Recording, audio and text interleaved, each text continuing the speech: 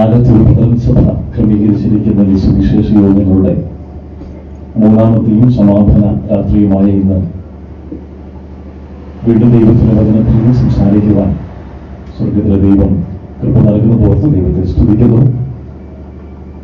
കടന്നു വന്നിരിക്കുന്ന എല്ലാ പ്രിയപ്പെട്ടവരെയും സ്വർഗത്തിലെ ദൈവം തുറന്നും സഹായിക്കട്ടെ. കഴിഞ്ഞ 2 രാത്രികളിൽ പ്രിയപ്പെട്ടവർക്കൊക്കെയും കടന്നു വരുവാനും നമുക്കൊന്നിച്ച് ദൈവത്തെ സ്തുതിക്കുവാനും ദൈവം അവസരം നൽകി. വ്യക്തിപരമായി പ്രിയ ദൈവസഭയോടുള്ള നന്ദിയെ ഞാനും അറിയിക്കുന്നു. ഇവിടെ കടന്നു വന്നത് എന്റെ ജീവിതത്തിലും വളരെ സന്തോഷത്തിന്റെയും അനുഗ്രഹത്തിന്റെയും ദിനങ്ങളായിരുന്നു. നിരവധി ദൈവ ജനത്തെ കാണുവാനും പരിചയപ്പെടുവാനും പ്രിയപ്പെട്ടവരുടെ സ്നേഹമൊക്കെ അനുഭവിക്കാൻ സ്വർഗത്തിലെ ദൈവം അനുവദിച്ചു. പ്രിയകർത്താവിന്റെ ആശങ്കയോർത്ത് ദൈവത്തെ സ്തുതിക്കുന്നു. പ്രിയ അപ്പച്ചൻ വളരെ മാതൃകയോടുകൂടെ ഈ കഴിഞ്ഞ ദിവസങ്ങളിൽ പരിചയപ്പെട്ട നാളുകൾ എന്റെ ജീവിതത്തിൽ സ്വാധീനം ചെലുത്തുന്ന ഒരു ദൈവദാസനാണ്. ആ പ്രിയ അപ്പച്ചനെ ഓർത്ത് ഞാൻ ദൈവത്തെ സ്തുതിക്കുന്നു. കർത്താവ് തുടർന്നും സഹായിക്കട്ടെ. ഒന്നിച്ച് സമയം ചെലവഴിച്ചപ്പോഴൊക്കെ തന്നെ കർത്താവ് നൽകുന്ന നാളുകളൊക്കെയും കർത്താവിന് വേണ്ടി ഓടുവാനുള്ള ആ വലിയ ആഗ്രഹം കാണുവാൻ കഴിഞ്ഞു. കർത്താവിന്റെ മഹത്വം അനുഗ്രഹീതമായ പാട്ടുകൾ ആലപിച്ച പ്രിയ കർത്താവിന്റെ ദാസനെ ഓർത്ത് ദൈവത്തെ സ്തുതിക്കുന്നു. അതിന് കീബോർഡ് വായിച്ച പ്രിയ സഹോദരൻ, അത് മാത്രമല്ല പ്രിയ ഇന്ന് ഗാനം ആലപിച്ച പോൾ പ്രഥമ ഓർത്ത് ദൈവത്തെ സ്തുതിക്കുന്നു. കർത്താവ് തുടർന്നും സഹായിക്കട്ടെ. കഴിഞ്ഞ 2 രാത്രികളിൽ പാട്ടിന്റെ നരേഷൻ അറിയിച്ച് കർത്താവിന്റെ ദാസനെ ഓർത്ത് ദൈവത്തെ സ്തുതിക്കുന്നു. വളരെ ദൈവവചനത്തിന്റെ അടിസ്ഥാനത്തിൽ നിന്നുകൊണ്ട് തന്നെ അതിന് നരേഷനൊക്കെ പറയുവാൻ കർത്താവ് സഹായിച്ചു. ഓർമ്മിപ്പിച്ചതുപോലെ അനേക കാര്യങ്ങളിലെങ്കിലും കർത്താവിന് വേണ്ടി സമയം ചെലവഴിപ്പാൻ ദൈവം തന്നെ ഉപയോഗിക്കുന്നു. ഈ ദേശത്തോട് നന്ദി അറിയിക്കുന്നു. വളരെ സഹകരണ മനോഭാവത്തോടുകൂടെ ദൈവത്തിന്റെ വചനം കേൾക്കുവാനും ശ്രദ്ധിക്കുവാനും ദൈവം സഹായിച്ചു. നിങ്ങളെല്ലാവരെയും സ്വർഗത്തിലെ ദൈവം അനുഗ്രഹിക്കട്ടെ. സഭയിലുള്ള മൂപ്പന്മാർ, അതുപോലെ തന്നെ സഭയിലെ സഹോദരന്മാർ, സഹോദരിമാർ എല്ലാവരുടെയും പേരെടുത്ത് പറയണമെന്ന് ആഗ്രഹമുണ്ട്. സമയത്തിന് കുറവ് കൊണ്ട് ഞാൻ അതിന് മുതിരുന്നില്ല. എല്ലാവരെയും കർത്താവ് സഹായിക്കട്ടെ. സ്വർഗത്തിലെ ദൈവം ആദരിക്കട്ടെ. കഴിഞ്ഞ രാത്രികളിലെ സന്ദേശത്തിന്റെ ചുവട് പിടിച്ചുകൊണ്ട് ഇന്ന് രാത്രിയിൽ നമുക്ക് ദൈവവചനത്തിന് മുമ്പാകെയായിരിക്കാം. മത്തായി എഴുതിയ സുവിശേഷം 16-ാം അധ്യായം അതിന്റെ 15-16 വാക്യങ്ങളും 21-ാമത്തെ വാക്യവും 28-ാമത്തെ വാക്യവും നമുക്ക് വേഗത്തിൽ വായിച്ചു കേൾക്കാം. മത്തായി എഴുതിയ സുവിശേഷം 16-ാം അധ്യായം 15, 16, 21, 28 വാക്യങ്ങൾ. നിങ്ങളോ എന്നെ ആർ എന്ന് പറയുന്നു എന്ന് അവൻ ചോദിച്ചതിന് ശീമോൻ പത്രോസ്, നീ ജീവനുള്ള ദൈവത്തിന്റെ പുത്രനായ ക്രിസ്തു എന്നുത്തരം പറഞ്ഞു. അന്നു മുതൽ യേശു താൻ യെരൂശലേമിൽ ചെന്നിട്ട് മൂപ്പന്മാർ, മഹാപുരോഹിതന്മാർ, ശാസ്ത്രിമാർ എന്നിവരാൽ പലതും സഹിച്ച് കൊല്ലപ്പെടുകയും 3-ാം നാൾ ഉയർത്തെഴുന്നേൽക്കുകയും വേണ്ടത് എന്ന് ശിഷ്യന്മാരോട് പ്രസ്താവിച്ചു തുടങ്ങി. 28-ാമത്തെ വാക്യങ്ങളാണ്. മനുഷ്യപുത്രൻ തന്റെ രാജ്യത്തിൽ വരുന്നത് കാണുവോളം മരണം ആസ്വദിക്കാത്തവർ ചിലർ ഈ നിൽക്കുന്നവരിൽ ഉണ്ട് എന്ന് ഞാൻ സത്യമായിട്ട് നിങ്ങളോട് പറയുന്നു. മതി. കർത്താവായ യേശു ക്രിസ്തു ഫിലിപ്പിന്റെ കൈസരിയിൽ കടന്നു വന്ന് ശിഷ്യന്മാരോട് ചോദിക്കുന്ന ഒരു ചോദ്യമുണ്ട്. ജനം മനുഷ്യപുത്രനെ കുറിച്ച് ആരെന്ന് പറയുന്നു? അതിന് ഉത്തരം നാം പ്രാരംഭരാത്രിയിൽ ചിന്തിച്ചതാണ്. ആ ചോദ്യത്തിന് ശേഷം കർത്താവ് വീണ്ടും ചോദിക്കുന്നു, നിങ്ങൾ എന്നെ കുറിച്ച് എന്തെന്ന് പറയുന്നു?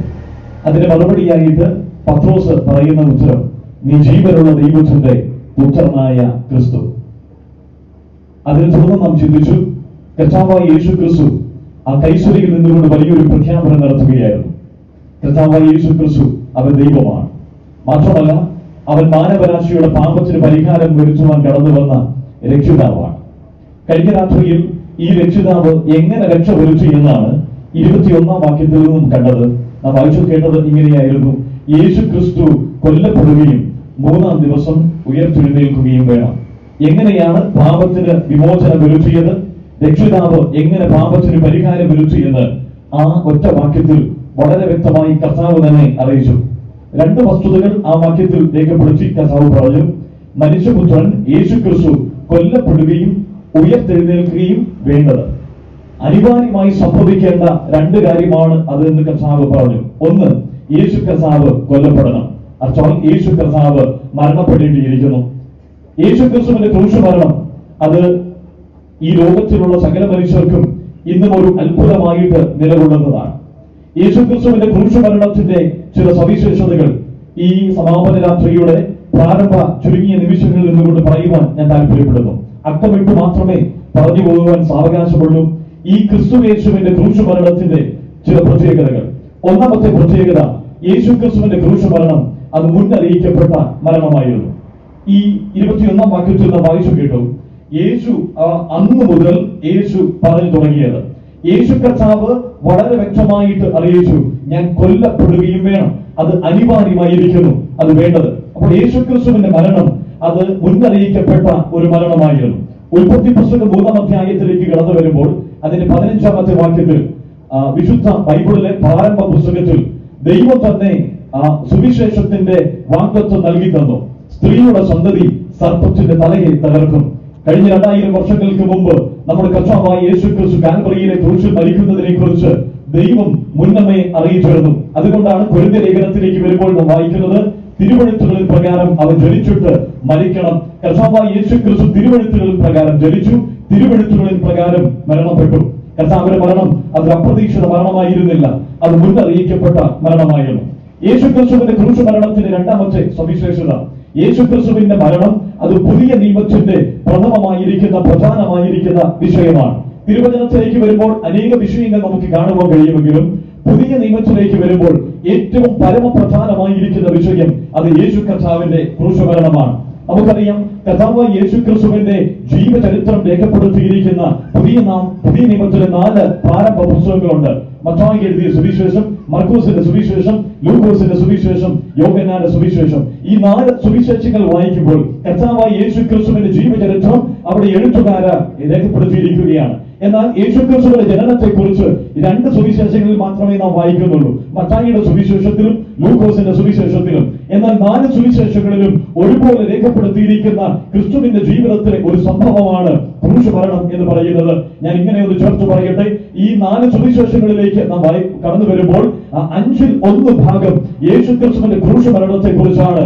ക്രൂശ് മരണത്തെ തുടർന്നുള്ള 3 ദിവസങ്ങളാണ് രേഖപ്പെടുത്തിയിരിക്കുന്നത്. അപ്പോൾ പുതിയ നിയമത്തിലെ സുവിശേഷങ്ങളിലെ 5/1 ഭാഗം വേർതിരിച്ചിരിക്കുന്നത് യേശു ക്രിസ്തുവിന്റെ ക്രൂശ് മരണമാണ്. അതുകൊണ്ട് ആ ക്രൂശ് മരണത്തിന്റെ പ്രാധാന്യത നമുക്ക് മനസ്സിലാക്കാം. മൂന്നാമത്തെ ക്രൂശ് മരണത്തിന്റെ പ്രത്യേകത സവിശേഷത എന്ന് പറയുന്നത്, ക്രിസ്തു ഈ ഭൂമിയിലേക്ക് ജഡാവതാരം എടുത്തു കടന്നു വന്നതിന്റെ ഉദ്ദേശം ക്രൂശിൽ മരിക്കുക എന്നുള്ളതായിരുന്നു. നമുക്കറിയാം, നാം ഒക്കെ ഈ ഭൂമിയിൽ ജീവിക്കുവാൻ എന്തെല്ലാം പെടാപ്പാടുകളാണ് പെടുന്നത്.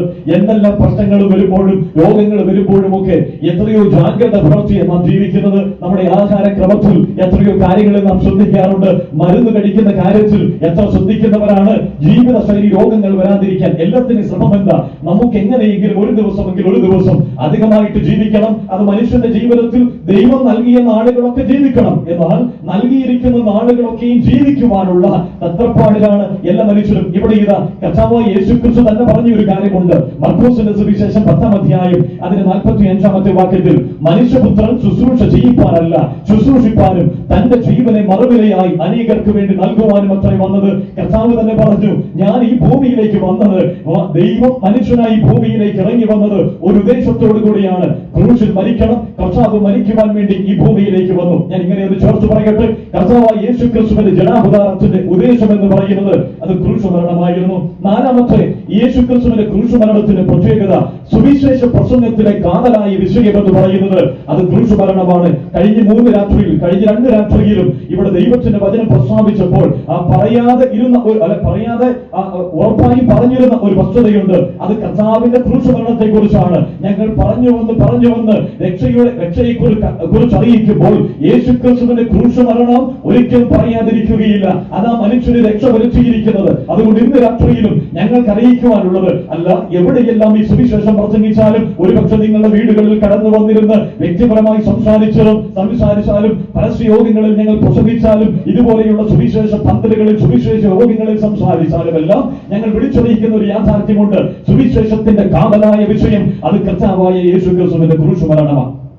5 യേശു ക്രിസ്തുവിന്റെ ക്രൂശ് മരണത്തിന്റെ സവിശേഷത, മനുഷ്യന്റെ രക്ഷയ്ക്ക് ഇത് അനിവാര്യമായിരുന്നു. കർത്താവ് പറഞ്ഞു, ക്രൂശിൽ മരിക്കേണ്ടത്, ക്രിസ്തു മരിക്കേണ്ടത് ആവശ്യം. ഞാനിങ്ങനെ ചേർത്ത് പറയട്ടെ, ക്രൂശ് മരണത്തിന്റെ സവിശേഷത ഇത് മനുഷ്യന്റെ രക്ഷയ്ക്ക് ആവശ്യമായിരുന്നു.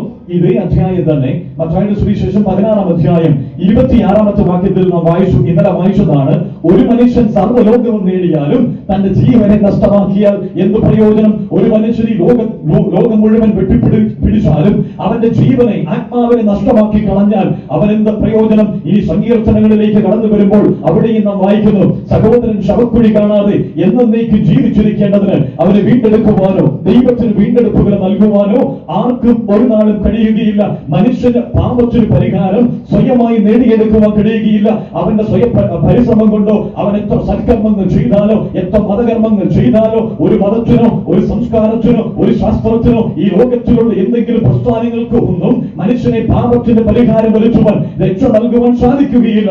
എന്നാൽ ഇവിടെ ഈ ക്രൂശ് മരണം വിളിച്ചറിയിക്കുന്ന ഒരു യാഥാർത്ഥ്യമുണ്ട്. മനുഷ്യന് പാപത്തിന് പരിഹാരം വരുത്തുന്ന ഒരു സന്ദേശമാണിത്. മാത്രമല്ല, ഈ ക്രൂശ് മരണം മനുഷ്യന്റെ രക്ഷയ്ക്ക് ഉതകുന്നതാണ്. മനുഷ്യന്റെ രക്ഷയ്ക്ക് ക്രൂശ് മരണം അനിവാര്യമാണ്. യോഹന്നാന്റെ സുവിശേഷം 5-ാം അധ്യായത്തിലേക്ക് വരുമ്പോൾ അവിടെ ബെഥേസ്ദ കുളക്കടവിൽ കിടക്കുന്ന ഒരു മനുഷ്യനെ കുറിച്ച് പറഞ്ഞിട്ടുണ്ട്.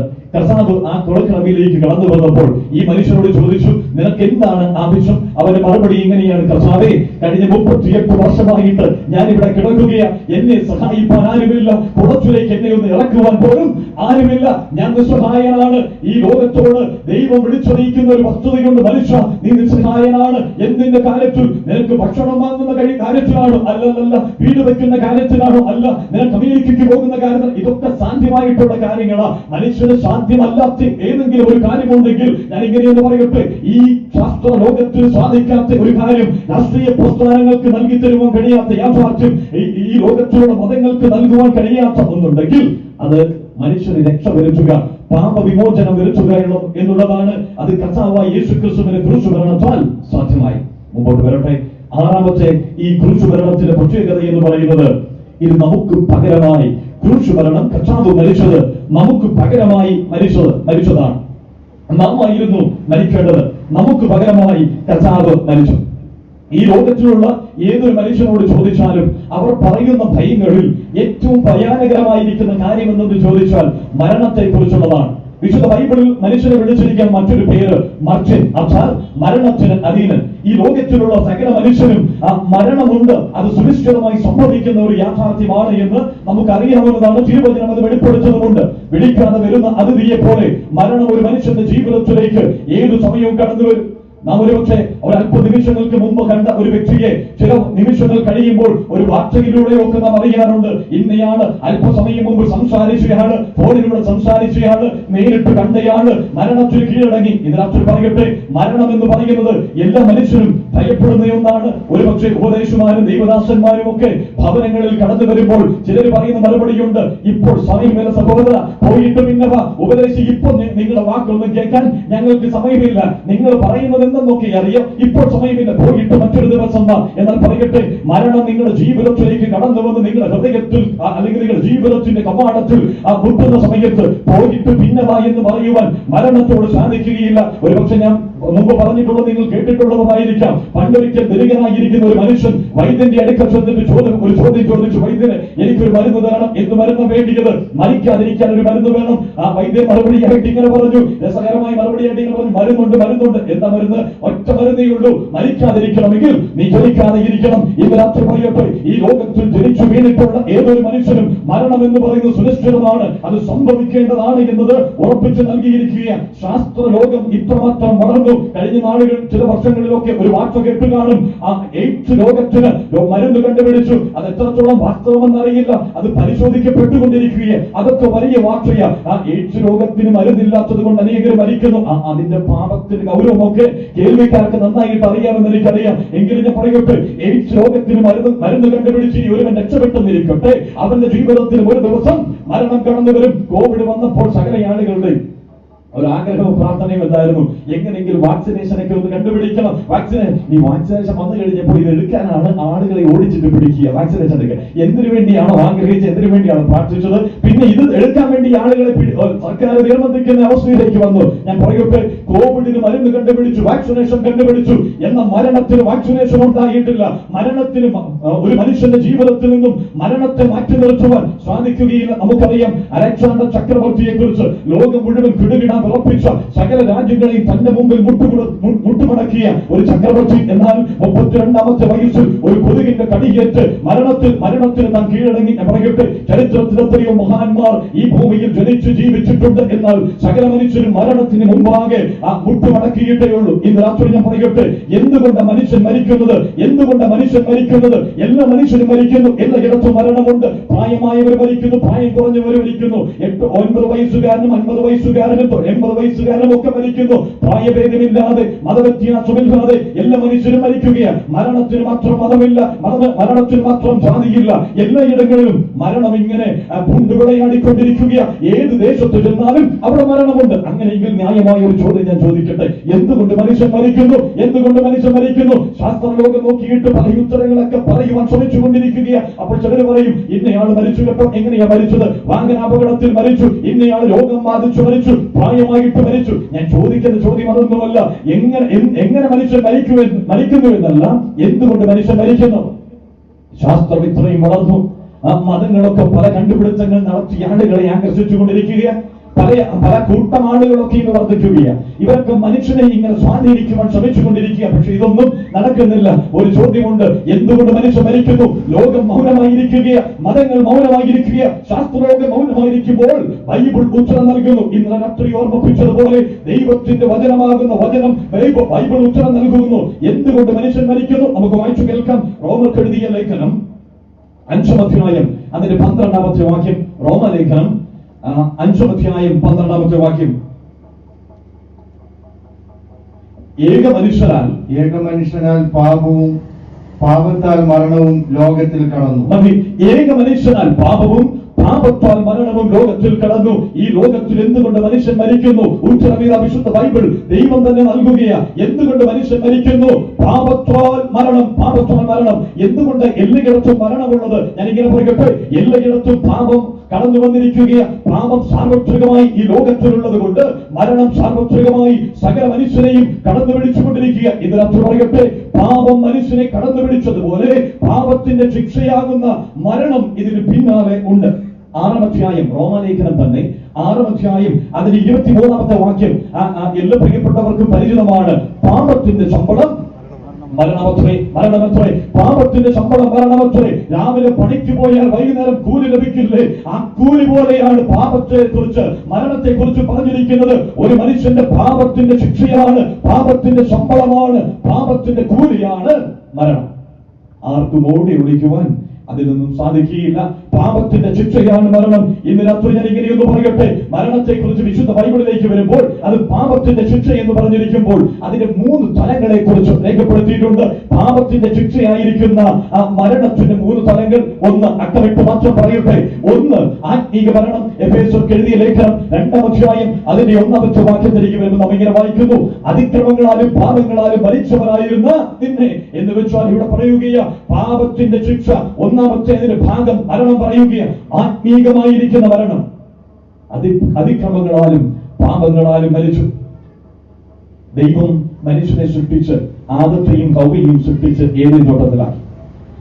നന്മതിന്മകളെ കുറിച്ചുള്ള വൃക്ഷത്തിന്റെ ഫലം അവിടെ വെച്ചിട്ട് പറഞ്ഞു, ഈ വൃക്ഷത്തിന്റെ ഫലത്തിൽ നിന്നും തിന്നുന്ന നാളിൽ നീ മരിക്കും.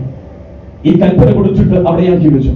എന്നാൽ നമുക്കറിയാം, അവർ അനുസരണക്കേട് ദൈവത്തോട് കാണിച്ച് വൃക്ഷത്തിന്റെ ഫലം പറിച്ചു തിന്നു. നമ്മൾ എന്താ വായിക്കുന്നത്? അവർ മരിച്ചോ? കർത്താവ് എന്താ പറഞ്ഞത്? തിന്നുന്ന നാളിൽ നീ മരിക്കും. എന്നാൽ മരിച്ചോ? നമുക്കറിയാം, അവിടെ ഒരു ശാരീരിക മരണം സംഭവിച്ചില്ല. എന്നാൽ വൈകുന്നേരമായപ്പോൾ ദൈവം കടന്നു വന്നിട്ട് അവരെ വിളിക്കുന്നുണ്ട്, ആദമേ നീ എവിടെ? ആദമേ നീ എവിടെ? അത് അർത്ഥമാക്കുന്ന യാഥാർത്ഥ്യമുണ്ട്. ദൈവത്തിന് അറിയാത്തത് കൊണ്ടാണ് വിളിക്കുന്നത് ആദമേ നീ എവിടെ എന്ന്. ദൈവത്തിന് അറിയാം. പക്ഷെ ദൈവം വിളിക്കുന്ന ആദമേ ഞാനും നീയുമായിട്ടുള്ള ബന്ധം എവിടെ? ഞാനും നീയുമായിട്ട് എന്താണ് അകൽച്ച വന്നിരിക്കുന്നത്? ഇന്ന് രാത്രി പറയട്ടെ, ഇതാ മരണം വിളിച്ചറിയിക്കുന്ന ആത്മീക മരണം എന്ന് പറയുന്ന യാഥാർത്ഥ്യം. ദൈവത്തോട് മനുഷ്യൻ അകന്നു പോയിരിക്കുകയാ. എവിടെയാ? ദൂരത്തിലേക്ക് മാറിപ്പോയിരിക്കുന്നു. മനുഷ്യൻ ദൈവത്തിൽ നിന്നും വളരെ ദൂരത്തെത്തിയിരിക്കുകയാ. വിശുദ്ധനായ ദൈവത്തിന്റെ അരികത്തേക്ക് പാപിയായ മനുഷ്യന് കടന്നു വരുവാൻ കഴിയുകയില്ല. നടുവിലൊരു വേർപാട് സംഭവിച്ചിരിക്കുന്നു. അതിനെ പറയുന്നു ആത്മീക മരണം. മരണത്തിന്റെ രണ്ടാമത്തെ തലം, പാപത്തിന്റെ ശിക്ഷയായിരിക്കുന്ന മരണത്തിന്റെ രണ്ടാമത്തെ തലത്തിലേക്ക് നമുക്ക് കടന്നു വരാം. അതിന് നമുക്ക് ഇങ്ങനെ പറയാം, ശാരീരിക മരണം. ശാരീരിക മരണം, ഈ മരണം എന്നുള്ള വാക്കൊക്കെ പലപ്പോഴും നമ്മൾ ഉപയോഗിക്കുമ്പോഴും ഇതിന്റെ അർത്ഥം ഒന്നും പലർക്കും അറിയത്തില്ല. ഇന്നയാണ് അവിടെ നിര്യാതനായി, വേർപാട് സംഭവിച്ചു, അങ്ങനെ പല വാക്കുകളൊക്കെ പറയുന്നുണ്ട്. എന്നാൽ മരണം എന്ന വാക്കിന്റെ അർത്ഥം വേർപാട് എന്നുള്ളത്. വേർപാട്, ഈ ശാരീരിക മരണം എന്ന് വെച്ചാൽ എന്താ? അതിന്റെ ആശയം, ശരീരത്തിൽ നിന്നും ആത്മാവ് വേർപെട്ടു പോകുമ്പോൾ ഒരുവൻ ശാരീരിക മരണം സംഭവിക്കുന്നു. അത് നാം അനുദിനവും കാണുകയും കേൾക്കുകയും ചെയ്യുന്നത്. നമ്മുടെ എത്രയോ പ്രിയപ്പെട്ടവർ, നമ്മുടെ ഇടയിലുള്ള എത്രയോ ആളുകൾക്ക് ശാരീരിക മരണം സംഭവിക്കുന്നു. നമ്മുടെയും ഭയമായി മുൻപിൽ പലപ്പോഴും വെക്കുന്നത് ഈ ശാരീരിക മരണം മാത്രമാണ്. അത് പാപത്തിന്റെ ഒരു പരിണിത ഫലം തന്നെയാണ്. ഇനി മരണത്തിന്റെ മൂന്നാമത്തെ തലം, അതിനൊരു വാക്യം തന്നെ നമുക്ക് വായിച്ചു കേൾക്കാം. വെളിപ്പാട് പുസ്തകം 20-ാം അധ്യായം അതിന് 14-15 വാക്യങ്ങൾ. വെളിപ്പാട് പുസ്തകം 20-ാം അധ്യായം അതിന് 14-15 വാക്യങ്ങൾ. മരണത്തെയും പാതാളത്തെയും തീപ്പൊയ്കയിൽ തള്ളിയിട്ടു. ഈ തീപ്പൊയ്ക രണ്ടാമത്തെ മരണം. ഈ തീപ്പൊയ്ക രണ്ടാമത്തെ മരണം. തുറന്നു വായിച്ചാണ്. ജീവപുസ്തകത്തിൽ പേരെഴുതി കാണാത്ത ഏവനെയും തീപ്പൊയ്കയിൽ തള്ളിയിടും. ജീവപുസ്തകത്തിൽ പേര് കാണാത്ത ഏവനെയും തീപ്പൊയ്കയിൽ തള്ളിയിട്ട് കളയും എന്ന് വെച്ചാൽ രക്ഷിക്കപ്പെടാത്ത ഏതൊരു വ്യക്തിയെയും തീപ്പൊയ്കയിലേക്ക്, അർത്ഥം നിത്യ നരകത്തിലേക്ക് തള്ളിയിട്ട് കളയും. അതിനെ വിളിച്ചിരിക്കുന്ന ഒരു മരണമുണ്ട്, രണ്ടാമത്തെ മരണം. ഇന്ന് രാത്രി പറയട്ടെ, നിത്യ നരകത്തിലേക്ക് പാപിയായ മനുഷ്യനെ എന്നേക്കുമായി നിത്യമായി തള്ളിയിട്ട് കളയുന്നതിനെ രണ്ടാം മരണം എന്ന് പറയുന്നു. കെടാത്ത തീയും ചാകാത്ത പുഴുമുള്ള നിത്യമായിരിക്കുന്ന നരകം. ഇതാണ് മനുഷ്യന്റെ പാപത്തിന്റെ ശിക്ഷ.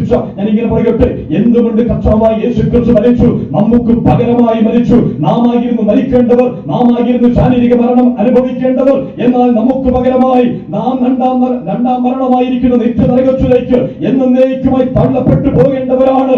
എന്നാൽ നമുക്ക് പകരമായി, എനിക്ക് പകരമായി, ഈ നാലത്തു ദേശത്തോട് വിളിച്ചു പറയട്ടെ, ഈ ലോകത്തുള്ള സകല മനുഷ്യർക്കും പകരമായി, നിങ്ങൾക്ക് പകരമായി ഒരുവൻ കാൽവരിയിലെ ക്രൂശിൽ മരിച്ചു.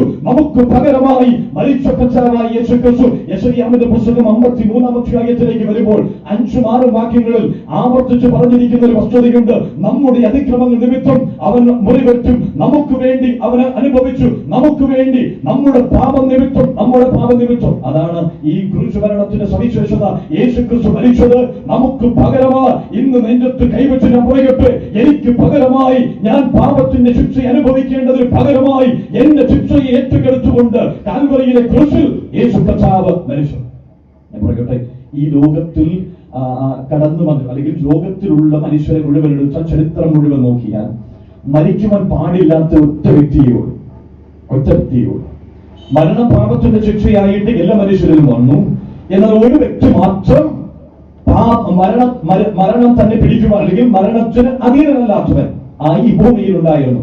അത് കർത്താവായ യേശുക്രിസ്തു. വേറൊരൊറ്റ വ്യക്തിയുമില്ല. എല്ലാവരും പാപത്തിൽ വീണുപോയി. എല്ലാ മനുഷ്യരും പാപികളാ. കഴിഞ്ഞ രാത്രിയിൽ ഓർമ്മിപ്പിച്ചതുപോലെ പാപം ചെയ്യുന്നത് കൊണ്ട് പാപിയാകുന്നതല്ല, പാപിയായതുകൊണ്ട് ഇന്ന് പാപം ചെയ്തുകൊണ്ടിരിക്കുകയാണ്. എന്നാൽ യേശുക്രിസ്തുവിനെ കുറിച്ച് പറഞ്ഞിരിക്കുന്നത്, അവൻ പാപം ചെയ്തിട്ടില്ല, അവനിൽ പാപമില്ല, അവൻ പാപം അറിഞ്ഞിട്ടില്ല.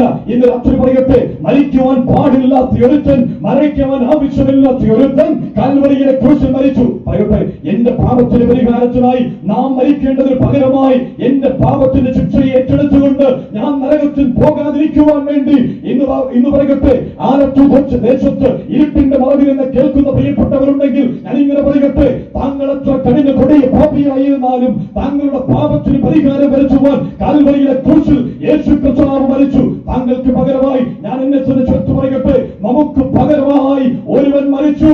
അവനാണ് കർത്താവായ യേശുക്രിസ്തു. യേശുക്രിസ്തുവിന്റെ ക്രൂശ് മരണം നമ്മുടെ പാപത്തിന് പരിഹാരമായി നമുക്ക് പകരമായി മരിച്ച മരണമാണ്. ഒടുവിലായി 7ാമത്തെ ഒരു വസ്തുത കൂടെ പറയട്ടെ, ക്രൂശ് ക്രൂശ് മരണത്തിന്റെ ഒരു സവിശേഷതയോടെ പറഞ്ഞ് ഞാൻ ആ ഭാഗം അവസാനിപ്പിക്കാം. യേശു ക്രിസ്തുവിന്റെ ക്രൂശ് മരണം പിതാവിങ്കലേക്ക്, സ്വർഗത്തിലെ ദൈവത്തിങ്കലേക്ക് നമ്മെ അടുപ്പിച്ചിരിക്കുന്ന മരണമാണ്. കഴിഞ്ഞ രാത്രി നാം കേട്ടു, തിരശ്ശീല നടുവേ രണ്ടായി ചിന്തിപ്പോയി ദൈവത്തിന്റെ അരികത്തേക്ക്, സ്വർഗത്തിലേക്ക്, പിതാവിന്റെ അരികത്തേക്ക് ഒരു മനുഷ്യന് കടന്നു ചെല്ലുവാൻ വേണ്ടി സ്വർഗത്തിലെ ദൈവം ആ മനുഷ്യനായി ഭൂമിയിലേക്ക് ഇറങ്ങി വന്ന് കർത്താവായ യേശു ക്രിസ്തുവിന്റെ ക്രൂശ് മരണത്താൽ ആ തിരശ്ശീല രണ്ടായി ചിന്തിപ്പോയി യേശു തന്റെ ദേഹം എന്ന തിരശ്ശീലയിൽ കൂടെ നമുക്കൊരു പുതുവഴി പ്രദർശിപ്പിച്ചു നൽകിയിരിക്കുകയാണ്. ഇന്ന് രാത്രി പറയട്ടെ, സ്വർഗത്തിലെ ദൈവമായി ഒരു മനുഷ്യന് ബന്ധം പുലർത്തുവാൻ സാധിക്കും. സ്വർഗത്തിലെ ദൈവത്തെ അപ്പ, പിതാവ് എന്ന് വിളിക്കുന്ന തുറച്ചിലേക്ക്, അത്രയും അടുത്ത ബന്ധത്തിലേക്ക് കടന്നു വരുവാൻ കഴിയും. ചില ആളുകൾക്കൊക്കെ നമ്മൾ പ്രാർത്ഥിക്കുന്നതൊക്കെ കേൾക്കുമ്പോൾ വെച്ചാൽ രക്ഷിക്കപ്പെട്ട ദൈവജനമൊക്കെ പ്രാർത്ഥിക്കുന്നത് കേൾക്കുമ്പോൾ